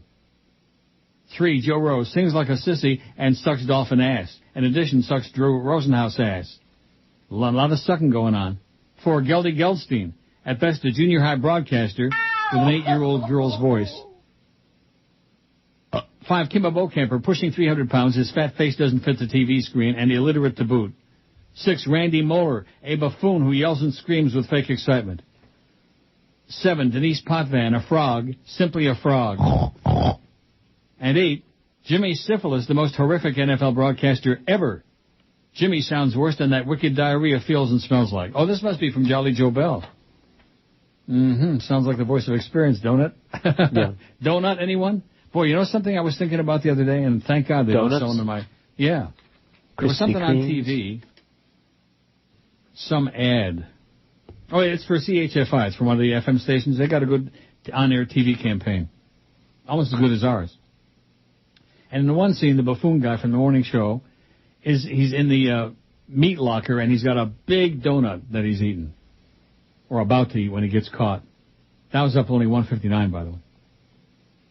And that got me started thinking about donuts. You know how impressionable all fat people are, and everybody else, too. And I didn't eat any, but I started thinking about Krispy Kreme. Are they still in business? Yeah. Yep. Because once the carb thing started making a comeback, and people started realizing they're dying from donuts, they thought, boy, those things are pretty good, but not that good. Are you willing to die for it, you know? Kind of like Stephen Strait. I'm willing to die for that. I'm dying for it. But not for Krispy Kreme. You need 24 votes in 21 minutes. Come on, Fat Chris can do it. Or not. We're going to do it. This is Neil Rogers. Sports Radio 560 QAM. The sports leader. The big names. The best talent. It's the Big O. Orlando Alzugari. Afternoon, 2 to 4. Sports Radio 560 QAM. The sports leader. Way down south, where the mugwumps go to hang from trees and play banjo. You got some who own a station on newfangled radio. Oi! Now as North Carolina goes, Raleigh's a big city, you know, and that's where the Beasleys had to go for Jolly Riley Joe. A new GM, he'll do what he can. Shake your hand like a friend, then quickly walk away. Absolutely. They had Joe go to 560 with ratings in the toilet bowl to get those flaming sportful mows in order and control. And then so Jolly Raleigh Joe, a buckular and in the know, he lets mow go, and here's what blows, gives Geldy his own show. He'll make a big change and rearrange. It's worse or the same, he hasn't done a thing. No. For what goes on the air at 2, Joe don't have a stinking clue about a format that essentially blows sport hole radio. The GM of 560, Jolly Raleigh Joe. Oh, boy, I'll tell you, what a life. I just got my lunch order. Good thing I got a great sense of humor, you know. Mm-hmm. Tex-Mex jalapeno, what the hell are they? Rolls. Okay. What do you call those things? I thought you just called them. Crispy Tex-Mex rolls and chicken parmesan. Or as Mr. Ego would say, chicken parmesan with peppercorn sauce. That's an interesting combination. Yeah. Well, he's an interesting guy. Not. 481 on your poll. I thought you were going to do it. Now I'm not so sure. We're going to do it. 485, 14 minutes, 15 votes. They're going to do it. You load 16 votes, and what do you get? I love that song, man. Tennessee Ernie. Let's play it. It's a good song. Coming up. Da-da-da-da. Here's one from some idiot. Can't Stand Dan is his handle. Subject, Randy Moeller. Neil, what do you think of the Randy Moeller shtick where he screams crazy lines? Thank you. From random movies that are fed to him by the bastard listeners when the Panthers score, which is not often. I don't think of it because I don't hear it, I don't know about it, I don't care about it. How do you like that? Can't stand Dan. Can't stand a stupid email. What about LeBastard? All these other people in the market who desperate for me to talk about them on the air. Crock of crap. Crock of something, man. Make no mistake about it. I'm going to have to order lunch here pretty soon, so I'll let you finish the show. Oh, what a panic. 485 vote. You still need 15? That's not making too much progress there, Mr. Hotshot. You watch, we're going to get a whole bunch in at once. 486, there's one. Eric's going to take his foot off the pedal. Yeah, sure. 486. You need 14. I'm almost willing to count this one down because this is going to be tight. It's going to be really tight. Oh, so you're getting another picture, by the way, from Madeline. 487. No. I got it. I deleted that email, the previous one. Well, they're just sending me web pictures. Some guy on the beach in a Speedo now. Oh, great. I'm just getting random email, web pictures So there is no Madeline, and there is no person. Well, there is somebody in that picture with the big boobs. Yeah. Boy, you talk about assault with a dangerous weapon. My God. Mm-hmm. Each one of those things had to weigh at least 100 pounds. Am I right? They had their own area codes. Each one of those boobs was like its own person. Oh, here's one from your friend Barry McCockner. Don't know if you heard, but Tony Segretto's retiring, and then it says, retire! Nothing like feeding my material back to me, Barry. Hey, Barry! You fairy! I think if my name was Barry, I'd change it. Like Barry Jackass. 487 on the Chris's poll. Not a good poll. Don't let me forget to change it later on this afternoon. 488. You got 12 minutes and 12 votes you need. You got it narrowed down. You got the margin narrowed down to a very precious few. You need 12 votes in 12 minutes. Nope, 10 votes. 10 votes in 12 minutes. Oh, hallelujah. Happy day. Chris saves his job. All right. And by the way, we're sorry, Allison. Believe me profusely. Did I ever meet her? Did she come to the thing at Gulfstream? No. She hates crowds, remember? Oh, so I'd never met her. But she was always very nice to me and to this show, which is probably why she's getting blown out. 491. A real nice person, very competent, did a good job, whatever she was doing. Mm-hmm. Do we only have a 3-minute break in this last break? Is that correct? He's looking. No, 4. He's looking. 4. Well, there's so damn many units in there, you know what I mean? We got too many eunuchs in our sales department. Remember when we had all the 10s and the 15s and the 5s? Let's start selling 2-second spots. 2 cents for a 2-second spot. Like playing the 2-cent machine at Hard Rock. What do you think? Sure. Madeline, I just sent another picture. Well, I think I'm going to block Madeline, okay? Mm-hmm. Let me just block Madeline, and then he can make up some other stupid name. You know? That's right. It's the game. It's the game. It's the game. That's QAM. It's the game. Tell us about the game. Tell us about the fight. How can that still be going on, by the way? What? Boxing. Boxing and bullfighting. How can it be going on? Lots of barbarians? Now, maybe it's a bad comparison because at least the boxers are willing participants to a degree. Right. And the bulls are not. How can those things still be going on? I think George said barbarians. That's what I said. I think you're right. Oh, and I almost never got to this story. Thank the Lord we got time for this. Oh, God! Gay Bible angers Christians. A gay version of the Bible in which God says it's better to be gay than straight is to be published by an American film producer. How do you like that? It's better to be gay than straight.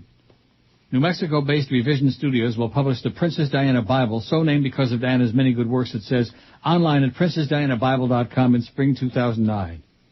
A preview of Genesis is already available, in which instead of creating Adam and Eve, God creates Ada and Eve.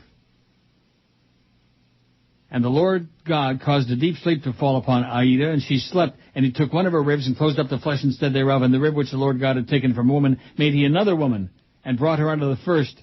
And Aida said, this now bone of my bones and flesh of my flesh shall be called woman, because she was taken out of me. Therefore shall a woman leave her mother, and shall cleave unto her wife, and they shall be one flesh. And they were both naked, the woman and her wife, and they were not ashamed. I bet you they didn't look like Madeline. The film studio said it would also adapt and direct the revised Bible as a two-part miniseries, the Gay Old Testament and the Gay New Testament, once it's completed. Good. There are many different versions of the Bible. I don't see why we can't have one, said Max Mitchell, who directed the science fiction comedy Horror in the Wind, in which an airborne formula invented by two biogeneticists reverses the world's sexual orientation. Everybody becomes gay. Even Stephen Strait. I got the idea for Princess Diana Bible from Horror in the Wind, he added. After the world becomes gay, religious people create the Princess Diana Bible, which says that gay is right and straight is a sin. Then they burn all the King James Bibles. The movie has already provoked upset among Christians, which the blogger Douglas Howe at Idle Chatter cites, describing it as inspired by a political agenda and one person's desire to contort not only the text but the very context of it to suit his own perspective. There was also criticism on Mitchell's Princess Diana Bible site. One commentator said the choice of title was very disrespectful to the late Princess Diana. Just one more thing to link her to what many people believe is immoral. Sad, very sad indeed, it say. To which I say, screw Diana. Does anybody in this country care about Diana? Yeah. They do? Fat shut-ins. Oh. Faggots. Maybe Madeline. Maybe Madeline cares about Diana. Yeah, maybe he does. And I just dropped, you know that slot I told you about here on this board? All on the floor. Oh, okay. So now my dilemma is, what do I do first? Do I pick up all the crap off the floor, or do I get on the phone and order lunch? 500 what? Biggest name. What a life. The best talent. This is Neil Rogers. 507. Sports Radio 560 All right. AM. The sports leader. It's Dave in Miami town. Absolutely. At 560 WQAM. Here's my story, it's sad but true, about a girl called Syphilis Sue. Had a bug and ran it around, gave it to every guy in town. Hey, hey,